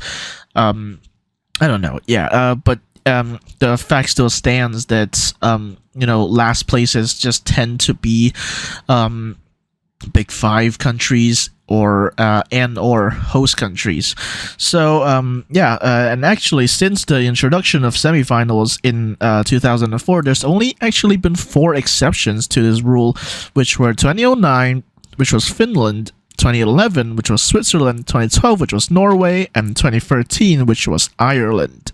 Another thing I saw on Twitter the other day was basically the biggest difference in jury and televote placements. So, it may not be surprising to you that the top countries were Croatia and Spain, which were 18 places and 17 places respectively, between the jury and the televote. And then after that, we also have Poland at 16, Austria, Australia, Estonia, and Norway all at 14, Albania and Moldova and Ukraine at 11. So yeah, this year the televote was a big mess, and there was just a lot of disagreements with the jury, as you can see here. But there also were, of course, countries with very few differences in the placements in the jury and televote, and those are Sweden, Armenia, and France, who were only off by 1. Although France is a technicality, if we ignore tie-breaking rules, but if we don't ignore those rules, then it's just 2, which it also shares with Cyprus, Serbia, and Germany, and the UK, Slovenia, Israel, Italy, and Finland are all free placements between the jury and the televote. And the final thing I want to talk about is the oldest juror this year. This was, I think, mentioned in a video by someone who was like analyzing the jury this year. But basically the oldest jury this year is a person named Kaisa Korhonen, who is an 82-year-old music professional on the Finnish jury. So that's very interesting. And finally, we get to stuff that I collected myself. So basically, what I tried to do, at least in the semifinals, what I tried to do was I would go through like every single song and see what I could find in terms of stats that's interesting about it. And some of it is like really random, and knowing it is not going to help you predict any trends or anything. But here we are. Let's start with the first semifinal, with the fact that Ireland continues to have the record of the fewest qualifications in the past 10 years, which is 2. And conversely, with 2023, Azerbaijan has now non-qualified twice in the past 10 years. I think this Ireland-Azerbaijan relationship is really interesting because, like I mentioned here, Ireland has qualified twice in the past 10 years, and Azerbaijan has non-qualified twice in the past 10 years. But at the same time, 2018 was the year where Azerbaijan NQ'd for the first time. While on the flip side, Ireland qualified for the first time in ages. So, yeah, it's a really interesting and perhaps kind of unexpected relationship, between Ireland and Azerbaijan at Eurovision. And speaking of non-qualifiers, the last 3 times the Netherlands has non-qualified, Sweden has won the contest. So obviously they didn't qualify in 2012, 2015, and now 2023. So in other words, in the previous however many decades, the Netherlands has never been in a final in which Sweden has won. So in a way, Sweden might want the Netherlands to not qualify. Who knows? So yeah, it's just an interesting little factoid that a lot of people picked up on after the contest. So yeah, with that said, let's get into the songs, and I'll just go by running orders. So I'll start with Norway, and then I'll end with Finland, and then I'm also gonna talk about some other stuff that I found in the process. So let's start with Norway. With Norway, of course, we had Queen of Kings, which a lot of people already know this, but basically it's the first Norwegian entry to feature Latin in the lyrics, or at least one phrase in Latin. The whole Veni Vidi Vici thing, I think that was. I can't remember the exact phrase, but what people might not know is that it's only the second song to feature Italian. It's not the first one. Obviously, Alessandra is partially of Italian origin, and she does speak a little bit of Italian. Although, as I understand that she was raised in Norway, and hence she's more Norwegian than she is Italian. But nonetheless, Italians still voted very strongly for Norway. However, not enough to overcome the Moldovan/Romanian diaspora, because fun fact, in the Italian televote, in both the first semi-final and in the final, the top 2 were Moldova and Norway. So yeah, clearly there's diaspora at work here. Just like the case when Albania gave their 12 points, actually 24 points, to Switzerland in 2021, because obviously John Steers is of Albanian origin. So and it is also Queen of Kings is also the 4th entry to come 6th in the semi-final. 4th as in the 4th historical Norwegian entry to come 6th in a semi-final. So that's interesting. And moving on from Norway to Italy's neighbor. Actually, I was about to say Norway's neighbor, but no, Italy's neighbor, Malta. It marks actually the first time, unfortunately, that Malta has ever come last in a semi-final. Now, I'm sure I'm not alone on this, but I think a lot of people, they would agree that, basically Malta didn't deserve last place. What deserved it might be up for debate a little bit. Some would say I don't know, Netherlands or Azerbaijan, but certainly I think most people agree that this wasn't really last place material. And again, I think this is really just an issue with the running order. So yeah, that's unfortunate. And of course, Malta traditionally just doesn't do that well in the televote generally. Plus, just another very early running order slot with very little hype surrounding it. And so as a result, yeah, it got last place, unfortunately. Now let's move to a song that didn't come last place at all, and that was Latvia. Of course, Latvia was represented by Southern Lights with the song Aya, and Aya is actually, interestingly, the first Latvian entry to come 11th in a semi-final. So before this, they had never gone 11th in a semi-final before. And this means that as a country that doesn't really qualify all that often, unfortunately, they have now gotten every single possible NQ placement from 11th to 19th. So between 11 and 19, they've gotten every single possible placement there. So, I mean, that's, I guess they won the NQ bingo, if that makes sense. So yeah, moving on to another song that only qualified a few points above Aya was, of course, Serbia. That was Samo Mi Se Spava by Luke Black. And very interestingly, if we're comparing it with the previous entry from Serbia, it got, including the jury, exactly 200 points fewer than Incorpore Sano, which was, of course, the 2022 entry. Now, again, I'm including a jury here But yeah, basically, it's interesting that exactly 200 points difference between Salmo Mise Spava and Incorporate Sano. This is, I think, in the grand final. I can't remember. I wrote this a while ago, but I think it was in the grand final. But basically, yeah, both cases are Serbia basically sending something more avant-garde, more unique, let's just say, and because obviously Incorporate Sano was catchier as a song, it naturally got more of the attention of the televotes. So yeah, in a way it makes sense, but still, there's just a funny numerical quirk that I'm just pointing out here is just exactly 200 points apart. And Salmo Mise Spava is also the third Serbian entry to come 10th in the semifinal.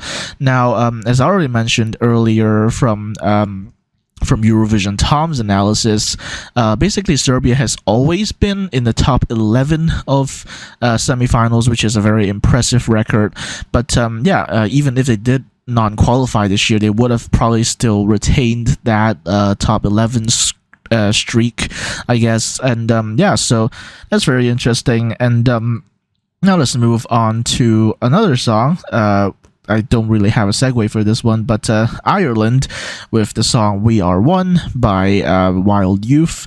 What's funny about this is that in the 90s, we of course knew Ireland as a kind of Eurovision powerhouse, but now we're talking about a non-qualification being the best Irish result since 2018. So yeah, since 2018, of course, they did qualify in 2018, but this is their best result since then. They got 12th place in the semifinal, but even then, that's still only the best televote score since 2021. So yeah, Ireland aren't doing great, and maybe that will change next year, maybe it won't, who knows. But with that said, let's move on to a very, very different song, and that's of course Mama Šče from Croatia, and it's actually broken quite a few records. Now, first off, it's the first Croatian entry since 2009 to have been sung fully in Croatian and qualified for the final. In the past few years, we've seen a few Croatian entries be mostly in English and then have like one verse or one chorus that's sung in Croatian, which is cool, I think.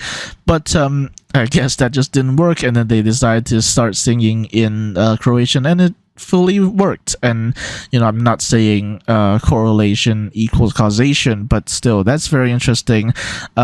It's a song that's sung completely in Croatian and has qualified for the final for the first time since 2009. And speaking of 2009, we also have a streak from 2008 already, rather a record from 2008. It's the first one since 2008 to have gone top 10 in the semifinal. It's a kind of a technicality. Back then they had different systems. I can't remember the exact system that got this through. I think it may have been a jury wild card or something like that. But yeah, since 2008, this is the first one since 2008 to have gone top 10 in the semifinal. And obviously, as some have mentioned, this also breaks a non-qualification streak. And it's gotten exactly one more point than Guilty Pleasure. But you need to remember that Guilty Pleasure was in a system where there was jury, and in this case there was no jury, and it still got one more point than Guilty Pleasure. So yeah, I think a lot of recent Croatian entries can be described as vanilla or not super interesting. So sometimes they just have to, break the mold, I suppose. And hey, this time it worked out, despite me still really, really not liking the song at all. Now, moving on with the second half of the first semifinal, or I guess we're starting from the middle. Switzerland. Of course, Switzerland was represented by the song Water Gun, sung by Remo Ferrer, because he didn't actually write the song. Anyways, Water Gun, it got, including the jury, 5 more points in the semifinal than in the final. Now, this isn't super surprising, there are songs that are just bound to get more points in the semi than the final, because sometimes other countries have to get more points from the final than the semi. So yeah, it kind of balances out, and but still, it's a very interesting thing that it only got 5 more points, so it's not actually that big of a difference. And of course, they qualified this year, so that means they now have a 4 qualification streak after previous 4 non-qualification streak, and let's see how that changes next year. Now, with songs that did worse in the grand final than the semi-final, we of course also have songs that did better in the grand final than the semi-final. This is neither of those. This is, of course, Unicorn, being sung by Noah Carell, and actually it marks the 3rd time Israel has gotten 3rd in a semi-final, and is the only participant this year to have gotten the same rank in the final as in the semi. Now, obviously, Israel got 3rd place after Finland and Sweden, and they also got 3rd place in the grand final, and also below Finland and Sweden, except in a different order. So yeah, that's interesting. And if we look at Chanel as well, she also got 3rd place. So maybe pop girls are eternally cursed to getting 3rd place in the grand final. But yeah, we'll have to see what happens when someone else sends a pop girlie. But in the meantime, let's talk about Moldova, who are of course represented by Pasha Parfeni with the song Soarele și Luna, which I don't really have much to say about this one, but basically it's the first Moldovan entry fully in Romanian since 2013. Now, what's interesting about this is that Pasha Parfeni represented Moldova, of course, in 2012 with the song Laudar, but the twist with Laudar is that despite the Romanian song title, the song's actually in English, but this time he's decided to return with a song that's fully in Romanian, and yeah, that's very commendable. And maybe next year we'll get Aliona Moon. Let's see what happens. After that, of course, we have another participant who was also in 2012, and that's Lorraine with Tattoo this time. Now, with Tattoo qualifying in 2nd place, Sweden's now gotten top 3 in 9 out of 10 of their most recent 10 semifinals. This is also the first contest since 2018 where the eventual top 2 of the whole contest came from the same semi, and the first contest since 2016 where the eventual winner did not win their semifinal. Now, there's actually quite a few parallels, I would say, with 2016, in that in 2016 it was also the jury placing the song higher, the eventual winner higher, and then that song would go on to win the contest, as opposed to say the Televa winner winning the contest. And also I think it was also Ukraine also only got 2nd place in the semi. I'm not sure whether 1st place was Russia, but yeah, there are a lot of parallels in this regard. It's like, yeah, again, like I mentioned earlier, Finland and Sweden got the top 2, and they also got the top 2 in the grand final, but the twist is that, Sweden won the whole thing because obviously there was a jury.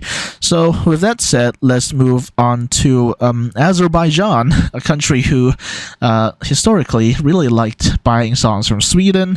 But 2023, I already mentioned this earlier, but basically there's this really interesting relationship between Ireland and Azerbaijan in contemporary Eurovision, but 2023 is the first contest where both Ireland and Azerbaijan did not qualify. And yeah, like I said earlier, 2018 was when Ireland qualified, but Azerbaijan didn't.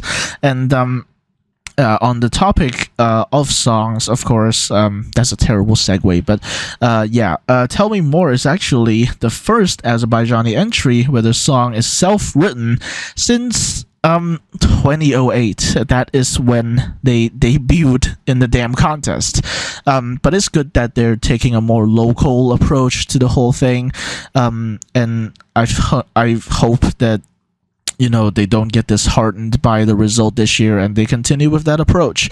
As I record this segment, they've already opened submissions for songs, and we'll see what their criteria is. So yeah, with that said, let's move on to Czechia, who are represented by My Sister's Crown, sung by Vesna. And one thing that's interesting is that it's actually the second Czech entry in a row to come fourth in the semifinal and then be placed the earliest slot possible in their half. Now, this is very interesting because obviously We Are Dami also got fourth in the semifinal, and a lot of people chalked that up to basically they had a really good running order. They, obviously closed the show in the semifinal, and then they proceeded to open the show in the grand final because they pulled first half. When Czechia placed, or rather, when Czechia pulled second half, a lot of us were hopeful that maybe they would get placed later than for once, but no, they got literally the earliest possible slot in the second half, and they had to come after Cha Cha Cha. So yeah, I think the EBU just hates Czechia or something like that. But yeah, anyways, of course, a lot of people also pointed this out, but My Sister's Crown is the first entry to feature Bulgarian lyrics since 2016. Obviously, Bulgaria hasn't been in the contest for a few years now, and before then, they also just tended to send stuff that's in English. And obviously, Vesna has a member who is Bulgarian, or semi-member, I guess. I think she decided to just return very briefly for Eurovision, and most of the time she's not actually around. But yeah, we had Bulgarian lyrics in a Czech song. Just imagine telling that to someone from even last year. What would they have thought? Speaking of languages, by percentage, My Sister's Crown also contains more Ukrainian lyrics than Ukraine's entry, and it's also the first entry with Czech language lyrics to have made the grand final. Now, on the Ukrainian part, obviously the chorus of the song is in Ukrainian, even though none of the group are actually Ukrainian, but that's, yeah. Meanwhile, Ukraine was sending a song in English, which they tacked on some tacky Ukrainian language at the last minute to make it seem like it fits, because it actually really doesn't. But that's a topic for another day. But yeah, another thing to celebrate is that for the first time ever, we have the Czech language in the grand final. In previous times when the Czech Republic, or sorry, Czechia, qualified for the grand final, all of their songs were in English. Gabriela Gunchikova, I can't remember the name of her song, and then Lie to Me from Nicholas Joseph, Friend of a Friend from Lake Malawi, and then Lights Off from We Are Dami. So all of those songs are in English, but for the first time ever, we have a song with Czech language lyrics in the grand final. Now, one other Czech language Eurovision entry that fans really like is Malá Dama, and I've actually been told by Czech people that a lot of Czech people don't actually know that it's a Eurovision entry, but the band are really popular in Czechia, so it's still streamed a lot by locals from Czechia. But yeah, that didn't qualify, and yeah, so that's another favorite for a lot of fans. However, again, it didn't qualify. And so this year, 2023, marks the first time we ever got the Czech language in the grand final. So hopefully they'll send more songs in Czech. We'll have to see what happens. And let's continue with the first semifinal. It broke a lot of qualification streaks, actually. And one of those qualification streaks was the Netherlands. It breaks a 6th qualification streak. This was actually like a widely praised qualification streak by a lot of fans. It's also second NQ in 10 years. So like I said, this compares to Ireland, where they qualified twice in the last 10 years. Something to learn, maybe, But yeah, it broke a qualification streak and started. Let's hope it's not a non-qualification streak. But One interesting thing also is that me and Dion are only the second Dutch duo in the last 10 years, because I've seen some fans joke around that the Dutch really like sending duos, but really they haven't had that many duos, and me and Dion are only the second one in the last 10 years. And very interestingly, Burning Daylight is the first Eurovision entry to non-qualify from second to last in the running order since 2017. Historically, that's a really good slot. That's a pimp slot. Last year, look at the second semifinal, they put freaking Sweden there. So yeah, it's a clear pimp slot, and to non-qualify from there, you kind of gotta be, I don't want to say it, but gotta be pretty bad to not qualify. So yeah, this another interesting thing about the Netherlands actually is that Duncan Lawrence is now simultaneously responsible for the most recent Dutch win and the most recent Dutch non-qualification. So make of it what you will. I don't really know what conclusions you can draw from that, but yeah, with that said, let's move on to the show closer, and that's of course Finland with the song Cha Cha Cha. And it's the first ever semi-winner fully sung in Finnish. Obviously, they have qualified with Finnish language entries before, but that was the last time that happened was 2008, and obviously this year just changed all that. A Finnish language song winning a semi-final. Could you imagine telling that to someone again from last year or something? And interestingly, Garia is actually the first Finnish male solo act since 2011. So they just don't like sending men, or maybe they just don't like sending solo men for some reason. So yeah, that's interesting, I guess, and we'll have to see what happens next year or the years beyond that. Yeah, so those are all of the songs. Now let's look at some more general stuff. The first one is that 5 out of 16 entries in the semifinal have scores ending in 7, and interestingly, all of the qualifying ones are in ascending order. Obviously, you had Serbia with 37, Switzerland with 97, Israel with 127, the Netherlands with 7, and Finland with 177. So I guess this semifinal just really favored the number 7. Don't worry, the second semi also has its favorite number or its favorite digit.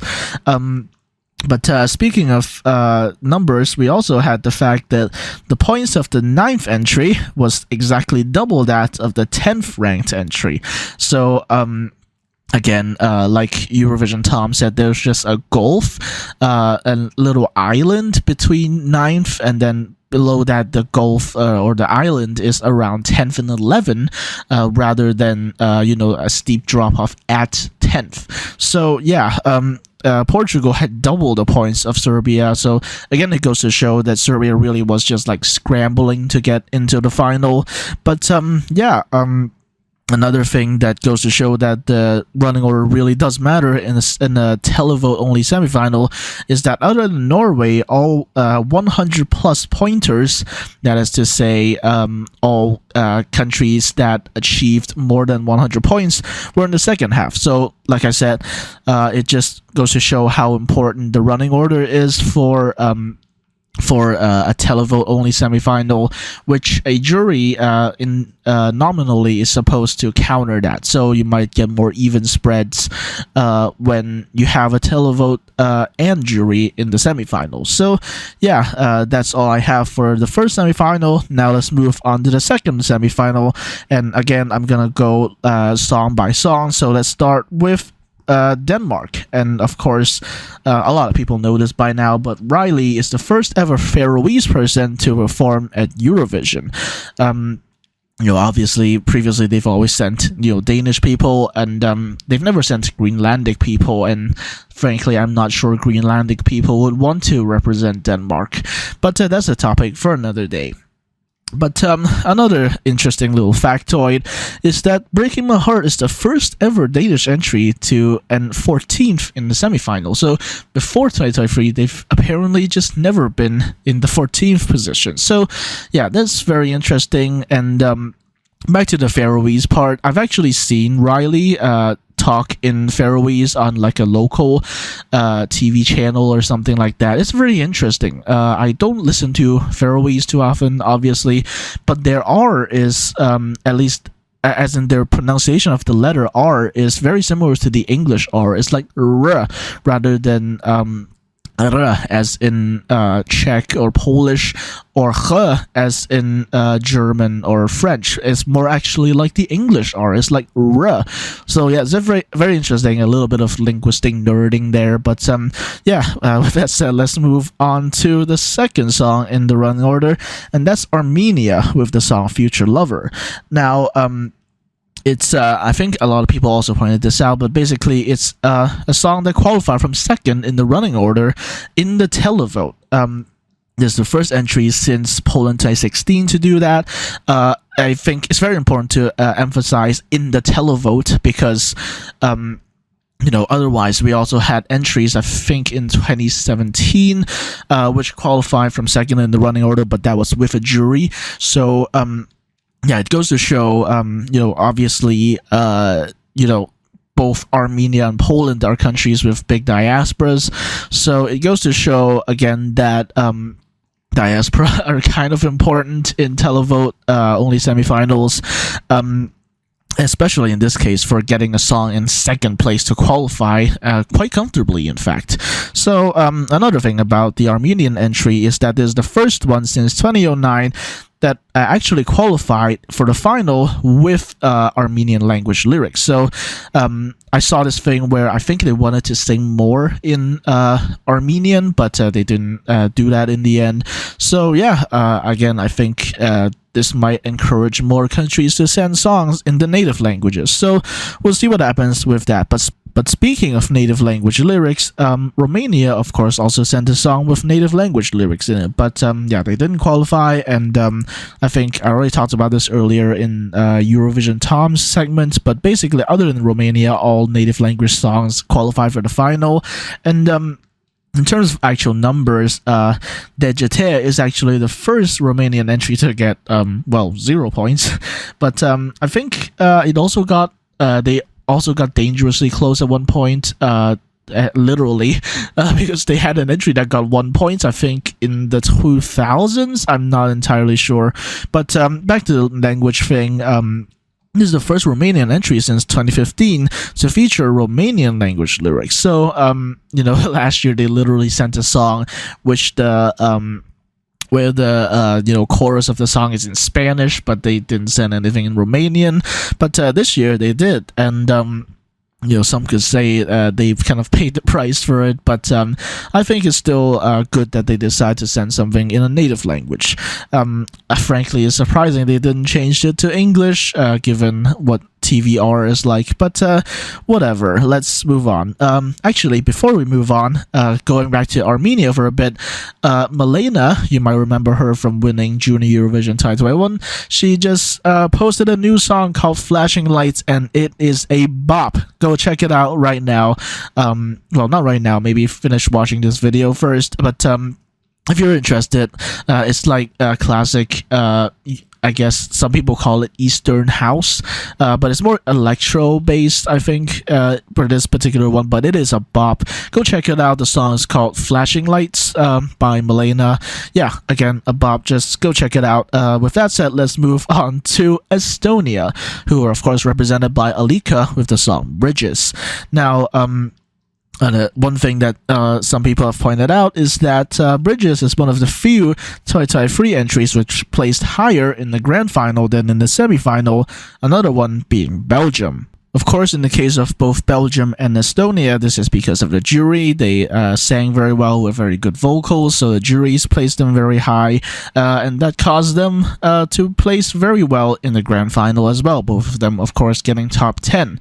Now, with that said, let's get on to... we don't really have much else to talk about Bridges, honestly. you could point out that Alika is actually of Russian descent, but if you just look at it from the outside, you wouldn't even notice, really. But of the subject of ancestry and descent, Andrew Lambrew is the first ever Australian to represent a non-English speaking country in Eurovision. Now, that is kind of dubious because Cyprus does technically speak English because they were a British protectorate, but still, Andrew Lambrew is definitely not, natively Cypriot. He's of Cypriot Greek origin, but he ultimately is not, born and raised in Cyprus. But obviously there's also been Australians who represented other countries, but those countries are, English speaking, like Olivia Jane Newton, I think. She was Australian as well, I believe, and she represented the UK at Eurovision. So, that happened, and obviously, we obviously also had Australians representing Australia. Duh. But for the first time, we have an Australian representing Cyprus. But going back to Australia on this, Australia Decides 2022 is also one of two national finals to have produced more than one Eurovision artist, the other being Benidorm Fest 2022. Now, obviously, there's probably been other national finals which have produced multiple Eurovision artists, like eventually, like for example, I think in 2012, both Track Shittaz and Conchita Wurst were in the national final, and then Conchita Wurst lost by like a few points, and then of course then went on to win Eurovision. But in recent memory, I think these are the only two national finals that I know of that have produced multiple Eurovision artists. And like I said, it's Benidorm Fest 2022. Of course, we had Chanel, and then we have Blanca Paloma, and then after that we have Australia Decides 2022, which produced Sheldon Riley and then Andrew Lambrew. Back then, admittedly, with a pretty trashy song, and I'll be honest, I'm not saying this is any better, but let's move on to Iceland, where again, I don't really have too many interesting factoids to provide you, but they did get 12 points from Denmark, and Denmark was the only country to give 12 to Iceland, and the next highest points were 7 from San Marino and 6 from Georgia. So two countries, or actually 3 countries that didn't qualify, giving points to Iceland, which is another country that didn't qualify. But I think I talked about this earlier, but basically Iceland was the only country to give points to Denmark, and Denmark gave points back to Iceland. So you could say it's a Denmark-Iceland connection, but realistically I think it's more of a Faroe Islands-Iceland connection. But who knows? Maybe one day in the distant future we will get the Faroe Islands and hopefully Greenland at Eurovision. We'll have to see what happens.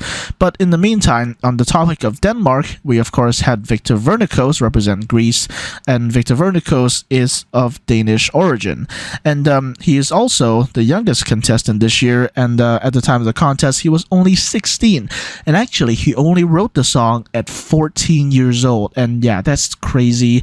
I wouldn't say the song is good personally, but the fact that he was able to write and produce an entire song at the age of 14, gosh, what was I doing at 14 years old? Exactly the same thing as now, wasting my life away. But anyways, we also had another very young artist this semifinal, which was Theodore Andre, who was 18 at the time of the contest, and I don't know if he's actually gotten any older since the contest.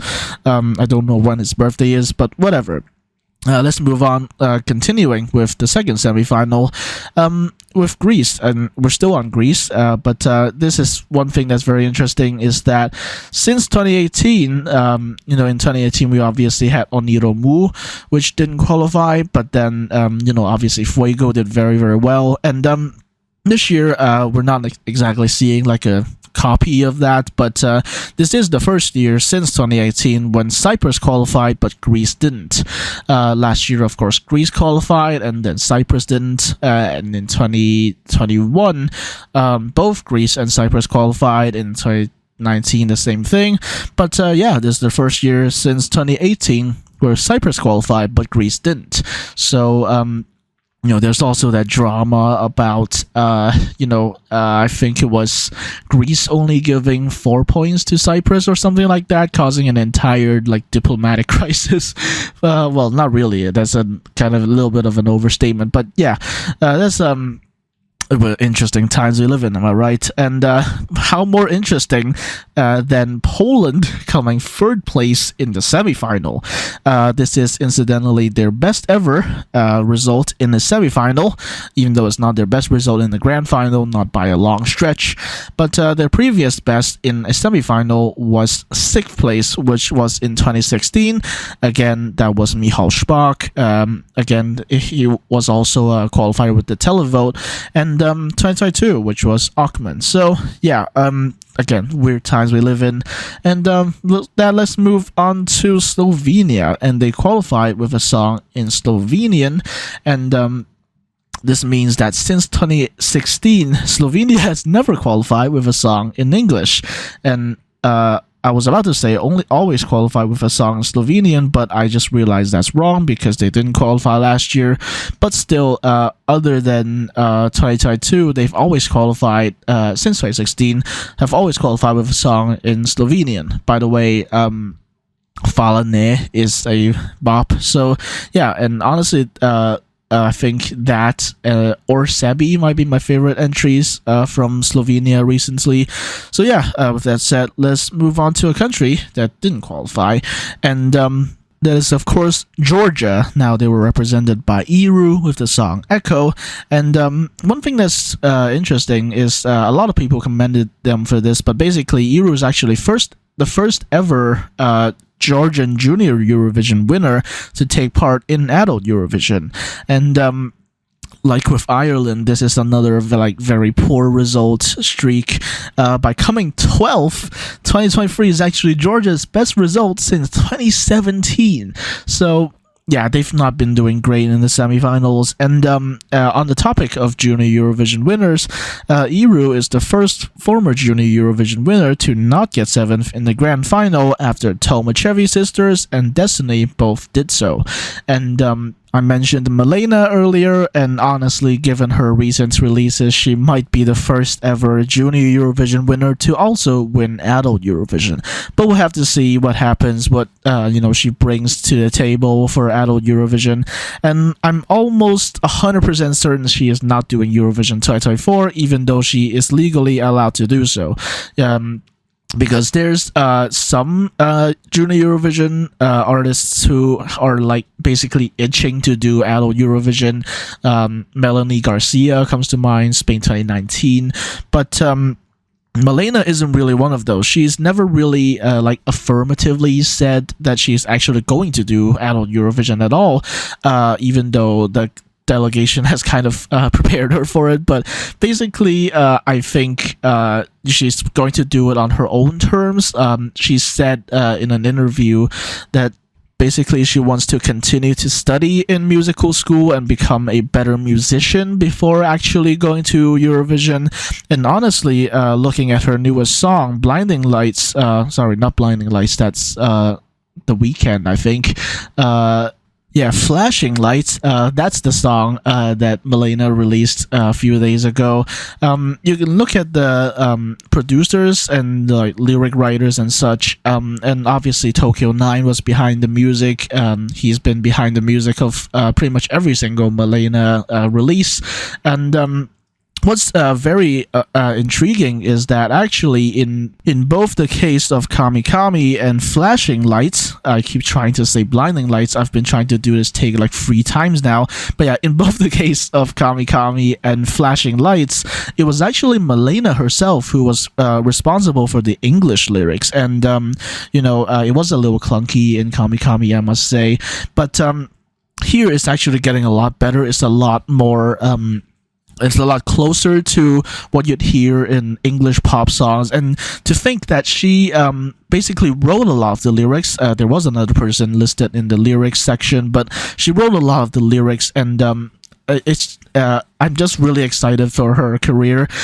She's a good lyric writer, and I'm sure she had some input in the music as well. So yeah, I think she's going to be a very successful artist in the future, and I think she would want to do Eurovision on her own terms. Hence, I don't think 2024 is her year. But we'll have to see what happens. Weirder things have happened in the past, like Eru. But moving away from Junior Eurovision for a sec, San Marino. 2023 isn't actually San Marino's first time getting last. In fact, it's their third time getting last in the semifinal, but it is their first time getting 0 points. And sorry, I think I've confused it with Romania, but yeah, their previous worst was 2017 when they got 1 point. I don't know if Romania got 1 point. I will probably have to check later.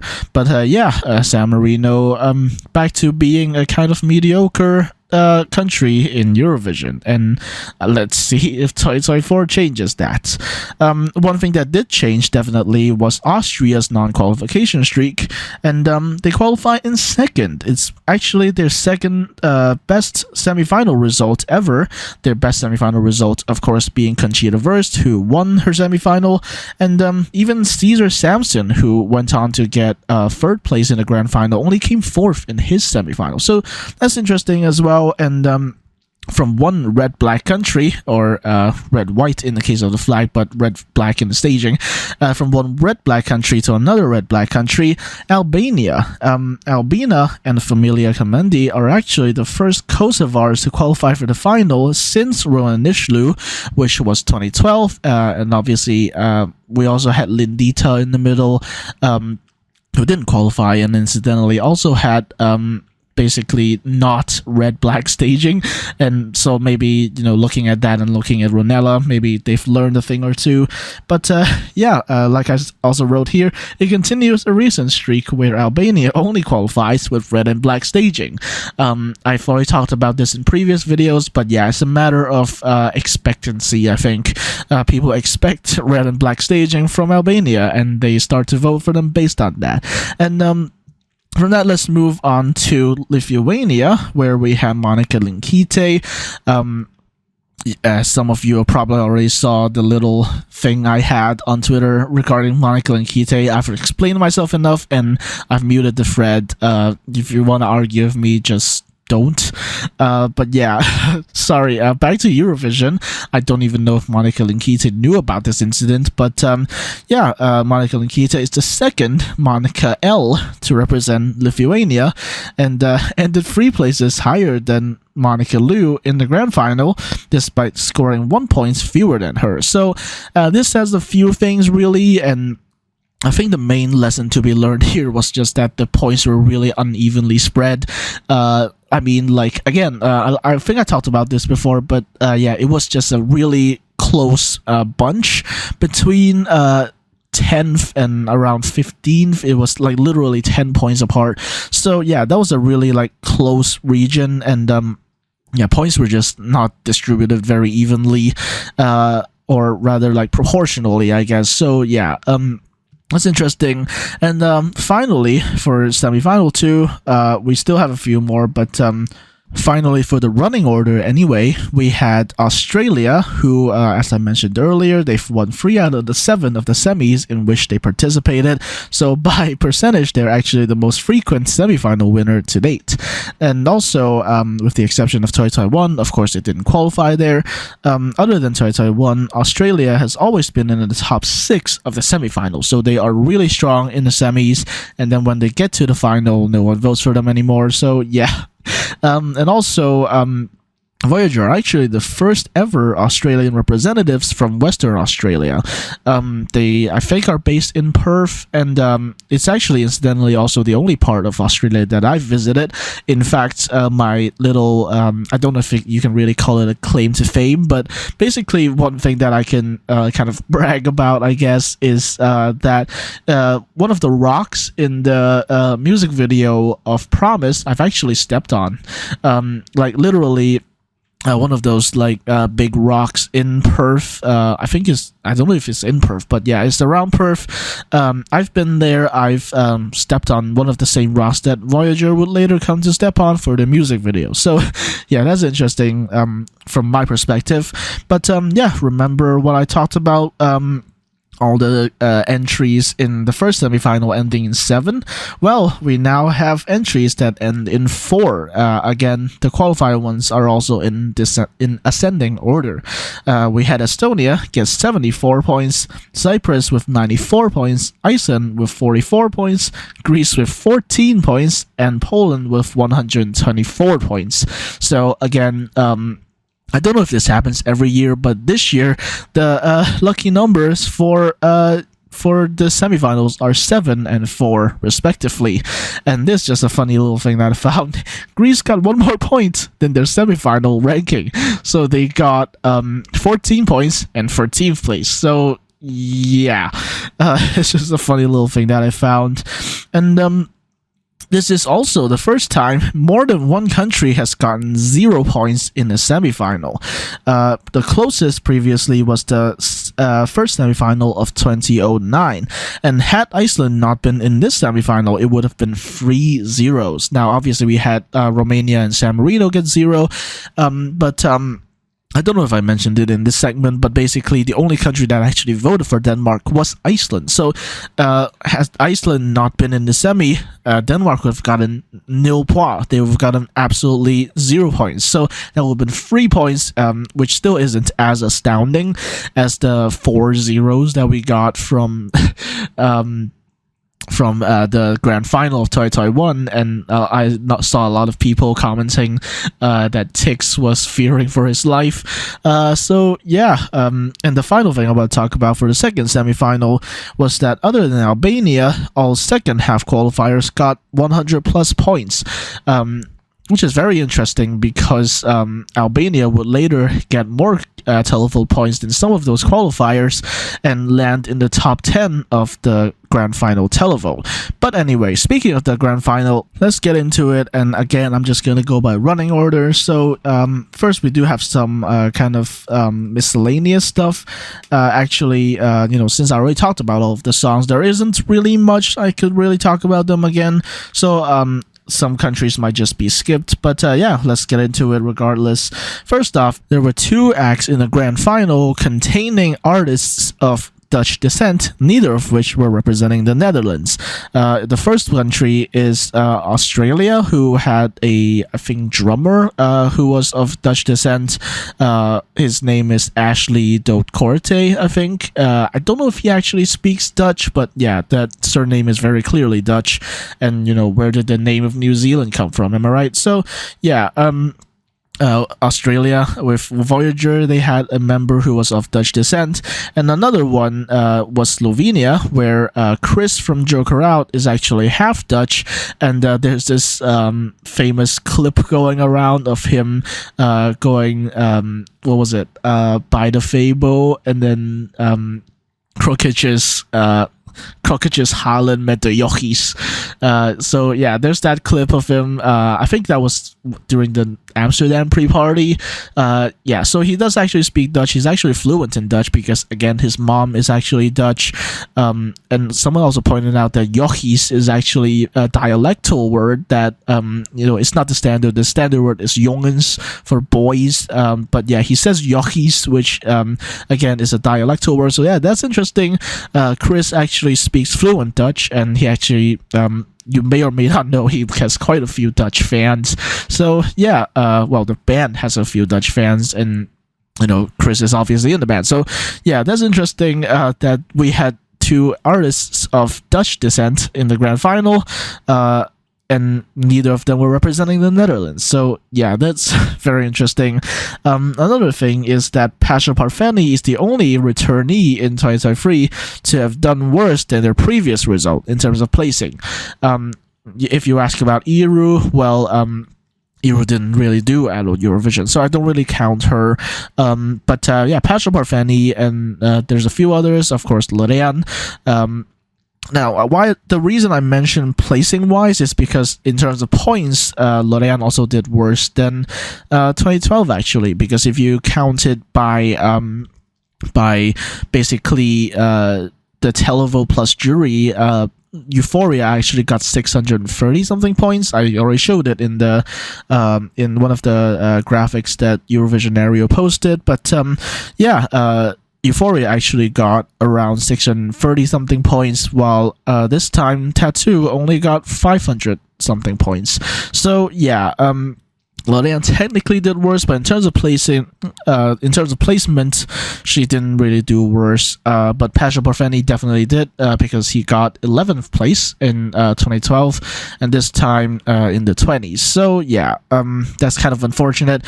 But going back to L'Oreal for a second, she is now only the second person to have more wins than entire countries. There's obviously a lot of countries that have won once, or obviously not at all, but now L'Oreal has got more crystal trophies than entire countries, so that's a thought for sure. And speaking of the Nordics, Cha Cha Cha is the first ever Finnish entry to end second. Their next highest placement is sixth. Sixth was of course that was Blind Channel with I can't remember the name of their song anymore, but yeah, Blind Channel got sixth in 2021, and obviously Lordi won in 2006. But yeah, this is the first time Finland has got. I can't speak today. This is the first time Finland has ever gotten second place in the grand final. So yeah, that's interesting, and maybe next year they'll continue to get second place, or maybe they'll win the whole thing. Who knows? And another random factoid that I found is that Voyager are now the third Australian act to come ninth in the grand final. A lot of entries from Australia have actually come ninth, and this is no exception. And maybe they'll continue to get ninth if they continue to participate. We'll have to see what happens there. Another thing that I did last year that I'm going to continue to do this year was basically point differences between semifinal and the grand final. So I know this isn't really scientific, because obviously we didn't have the jury in the semifinal, but we'll get to that. So if we take the jury into consideration, the largest differences, the positive differences, Sweden 448 points more, Finland 349 points more, Israel 235 points more, Norway 166 more points, Estonia 94, and Belgium 92. Now again, other than the last two, you can see that all of these are from the first semifinal, which again goes to prove that the first semi was kind of the semi of death. But we also had some negative differences, and the biggest negative difference was actually Poland. We all know this at this point, but yeah, they got third place in the semi, and then did bottom 5 in the grand final. So yeah, thank you juries for doing the right thing. But anyway, we also had Slovenia, which also lost points. And let's not talk about that. Well, let's also not talk about Austria losing 17 points, Portugal losing 15, Albania and Serbia losing 7, Switzerland losing 5 points, and actually Australia gaining 2 points. So yeah, they had the smallest difference basically between the grand final and the semi. So yeah, like I said earlier, we're going to talk about, if we just consider the televote, the biggest difference is Finland. Obviously, they got a huge point, huge mark in both cases. But yeah, the difference was almost 200 points. Norway, 114 points more. Sweden, 108 points more. And Australia, 128 points less. Again, like I said earlier, people tend to just aggressively make Australia win the semifinals and then just completely forget about them when the grand final rolls around. Another country that also lost points between the grand final and the semifinal is Austria. So clearly, the televote has something against the countries that start in Aus and end in Ia. And this time, unlike Australia didn't really have the jury to back them up to get them to top 10. So yeah, that's unfortunate, but let's just move on. Because of You is, of course, that's Gustav's song. It's actually Belgium's best result since 2017, which of course was City Lights, and Flanders' best result, or I guess VRT's best result since 2010, which was Tom Dice, who, wait for it, was also in the national final this year with his wife. So actually, a lot of people were laughing about Eurosong, but then it turned out to be pretty well for the Belgians, or the Flanders, the Flemish, so it's actually turned out to be a very surprisingly credible national final with some surprisingly good songs, a rapport between the artists, and at the end, you get a good result out of it. So surprisingly credible national final. And another country that got a really good jury score and got a better placement in the grand final than the semifinal was, of course, Estonia. And one thing that I found was kind of interesting was that they actually got the exact same placement as La Forza. That was, of course, Elena Nechayeva from 2018. That was that opera in a big dress, and they both got the same placements despite Bridges getting 77 fewer points. Now, of course, it's not totally comparable. I mean, there were different number of countries participating between 2018 and 2023, but still, that's very interesting that they both just got the same placements. Even though Bridges didn't get nearly as many points as La Forza did. And another thing that's interesting, both of these, I just realized, are of Russian descent. Although technically Elena Nechayeva is actually more Udmurt, I think, or one of those minority groups in Russia. But interestingly, two singers of Russian descent getting 8th place for Estonia. So with that said, let's move on to another thing that I found kind of unfortunate, but I guess the fact that they qualified was a win for to begin with. More native language entries placed bottom half than top half. So songs that were sung in the native language of the country, they didn't really place that well in the final. With the exception, of course, of Cha Cha Cha. But other than that, a lot of the native language entries didn't do that well. Case in point, Moldova, like I mentioned earlier. And but again, like I said earlier, the fact that they qualified is a win in and of itself. So, the Eurovision watching audience are just, in general, more receptive and more accepting of native language entries now. So the final specialized point I want to talk about are point swaps. I always like to do this.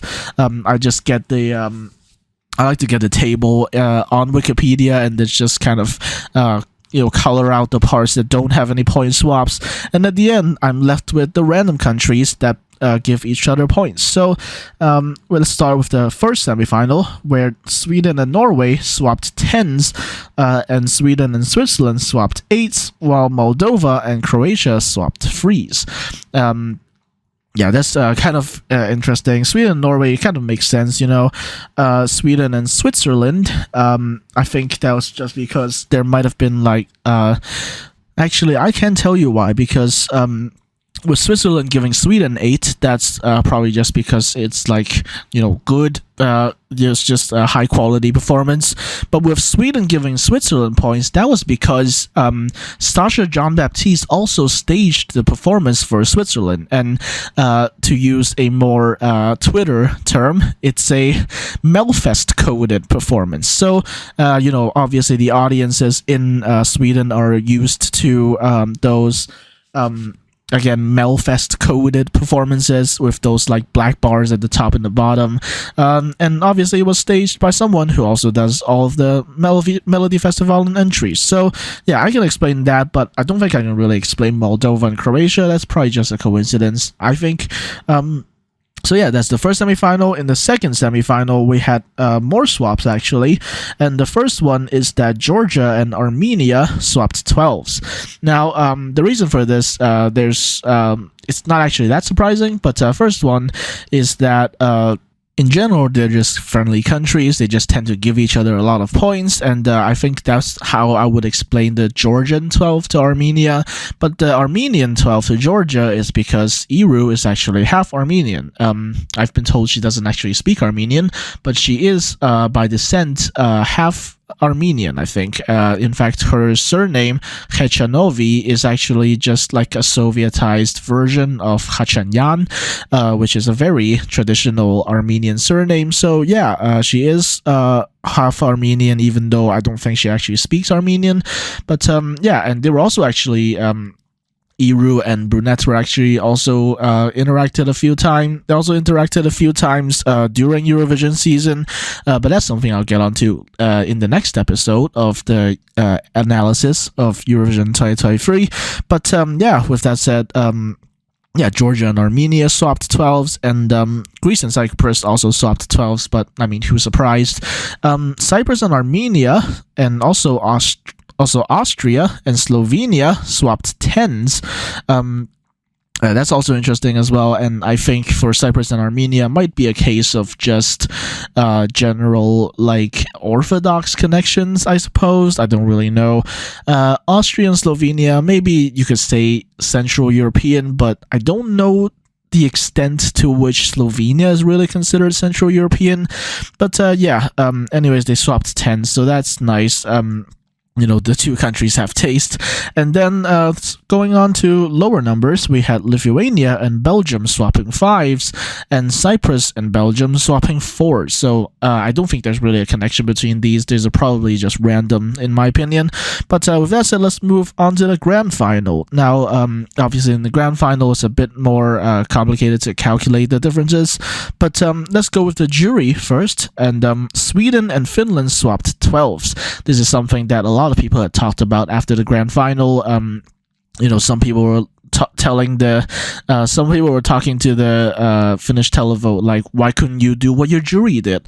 And well, obviously because they wanted to win, but still, yeah, they actually the eventual top 2 of the whole contest, they swapped 12s in the juries, and I can absolutely respect them for that, because yeah, again, both just really, really good performances. And you know, I think there was this idea that the other one would probably give 12 anyway, so it wouldn't give anyone an advantage. So yeah, you know, let's just compare that to Italy, who obviously just likes to give their 12 to anyone random. But yeah, with that said, let's move on to the other swaps. We had Australia and Estonia swapping 8. I don't really have an explanation for that. I think both of them were just like jury favorites, so maybe that's why. Armenia and France swapped 7s. Maybe there's Armenian diaspora in the jury. Who knows? Slovenia and Czechia, Sweden and Switzerland, they swapped 6s, and Belgium and Finland swapped 5s, while Armenia and Poland swapped 1s. So these, I think, are just more random stuff, but maybe you could explain the Slovenia and Czechia thing as, again, this kind of Central European connection. Maybe Sweden and Switzerland, again, the whole Melfest coded thing. But yeah, that's interesting as well. And yeah, the other ones I wouldn't really try to explain. I think they're mostly just random. But yeah, with that said, let's move on to the televote. Norway and Finland, Poland and Ukraine, Slovenia and Croatia, they swapped 12s. Now, Slovenia and Croatia, that makes sense. Poland and Ukraine also makes sense. I mean, they're neighbors, literally. And Norway and Finland also makes sense. Again, they're neighbors, and they're both televote favorites anyway, so it was going to happen. Norway and Sweden, Finland and Czechia swapped 10s. Norway and Sweden, again, that makes sense. Again, they were both like televote favorites, and don't try to tell me that Tattoo was not a televote favorite. It ended up second in the televote. So like, who was voting for it if people didn't want it to win, right? So yeah, yeah, it's kind of BS that people still go on about it not being the people's favorite, because clearly there was a lot of people voting for it. But the one I really want to talk about is Finland and Czechia, because that is the most random thing ever. You know, Czechia giving 10 to Finland, that obviously makes sense. it's a televote favorite. Of course, they were going to give high points. But Finland to Czechia, I really can't understand that one. I speculated earlier that this might just be like the Finnish, like kind of taking pity on the Czech, because they had to go after Finland, go after Cha Cha Cha. Maybe that's why. I don't really know. If you're Finnish, tell me if there were any like organized vote for Czechia campaigns, because I really can't think of why this could have happened genuinely. So yeah, let's move on to some smaller swaps. We had Lithuania and Estonia swapping 5, a Baltic connection maybe a little bit, even though Estonia isn't really considered Baltic, but whatever. And also Belgium and France swapped 2s. I think that's just random. And finally, the rest of the random data that I got. Now, this first one is pretty well understood. It's basically Latvia and Georgia being not that good at qualifying for the contest, so they continue to be tied for the worst non-qualification streak, and I just hope that next year at least one of those are broken. Maybe, hopefully, both of them, actually. I think they really do deserve to at least once in a while be in the grand final. But yeah, they haven't qualified in ages. The last time they qualified was in Sweden, and I already talked about this in my What We Know So Far video. And last time they both qualified was in Sweden, so maybe, we're going to Sweden again. Maybe they'll qualify again. But speaking of hosting, with Liverpool having hosted the contest, this creates a 4-long streak of Eurovision being hosted in non-capital cities. And actually, I wrote this a while ago before Malmö was announced for Eurovision 2024. So now that is a 5-long streak of non-capital cities hosting a contest. Let's see if that's gonna change in 2025. Now, in terms of presenting the contest, despite having co-hosted 3 contests, Yulia Zanina is only the second female presenter of a Ukraine-hosted Eurovision. Now, the first one was Masha Yefrosinina. That was 2005 in Kyiv, and obviously 2017 was known for calling for diversity and then having 3 men host a contest.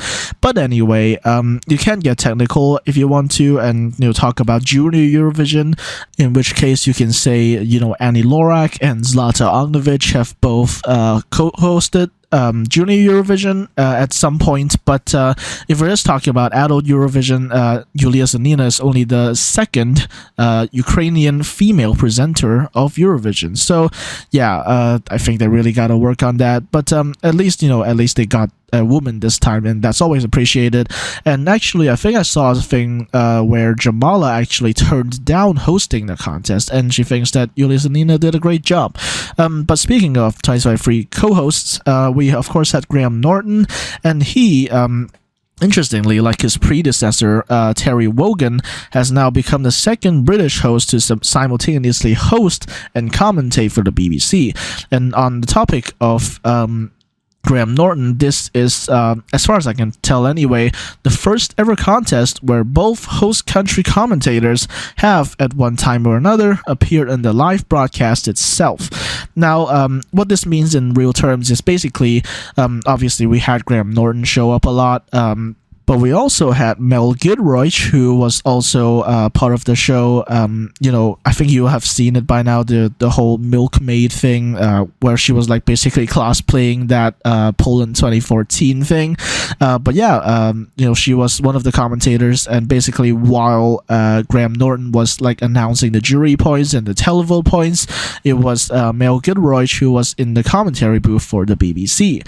And as far as I can tell, again, this is the first time I've ever seen a contest be like this. So yeah, that's very interesting. And now let's move on to another aspect of the contest, which is a slogan. United by Music, as generic as it sounds, is actually a completely unique slogan, as in none of the 3 words in the slogan have actually ever appeared in previous slogans. It is, however, the 8th 3-word slogan, so, we've had 7 3-word slogans before, and maybe we'll get another one for 2024. We'll have to see what happens. in terms of composers, we had 3 songs with only one, which were Armenia, Serbia, and Greece. So Brunette, Luke Black, and Victor Vernikos all wrote their own songs, which is really, really impressive. But of course, that doesn't necessarily measure success at Eurovision, as you may be able to see from their results. On the flip side, we had a country like Poland with 7 composers behind a song as generic as Solo, and then we also had Sweden and Czechia with 6. Now with Czechia, it makes sense, obviously it's a whole group, so they just rallied the entire group around to write the song. With Sweden, obviously it also makes sense because it's Sweden, and we also had Iceland, Belgium, Lithuania, Croatia, and Ukraine with 2. Those are also just countries where it was almost completely self-written, with some technicalities. First off, France, Évidemment was actually mostly just written by Lazaha and Benny Adams, I think the guy is called, but it was produced by some other person, I think, which is why it wasn't just 2.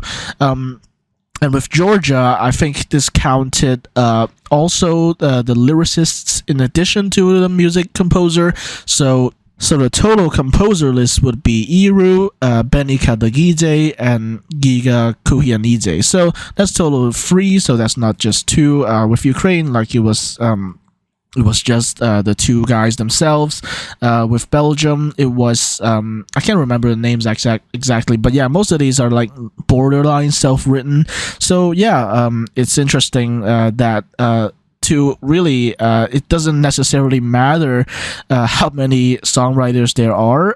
You can still get good results with a heavily produced song, as we saw with Sweden. So yeah, speaking of Sweden, Tattoo is currently the 8th most streamed Eurovision song. It, as of recording this, it has 190 streams, which is ahead of Heroes at 149 streams, and behind Soldi with 221.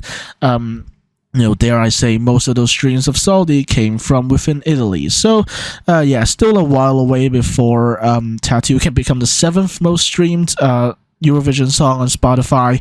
But yeah, it's slowly getting there. It's a worldwide hit, as they say. It's still getting like 1 million streams per day, more than that actually. While Cha Cha Cha isn't getting as much, but again, streams don't necessarily dictate Eurovision success or just overall success.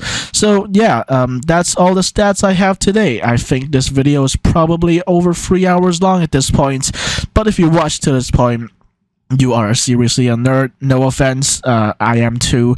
But yeah, I hope you enjoyed all of that stats, all of those random factoids that I just threw at you. So yeah, like this video if you enjoyed all of those facts, all of that commentary. Subscribe to this channel so you don't miss the next episode of my Eurovision 2023 analysis. And I'll see you next time.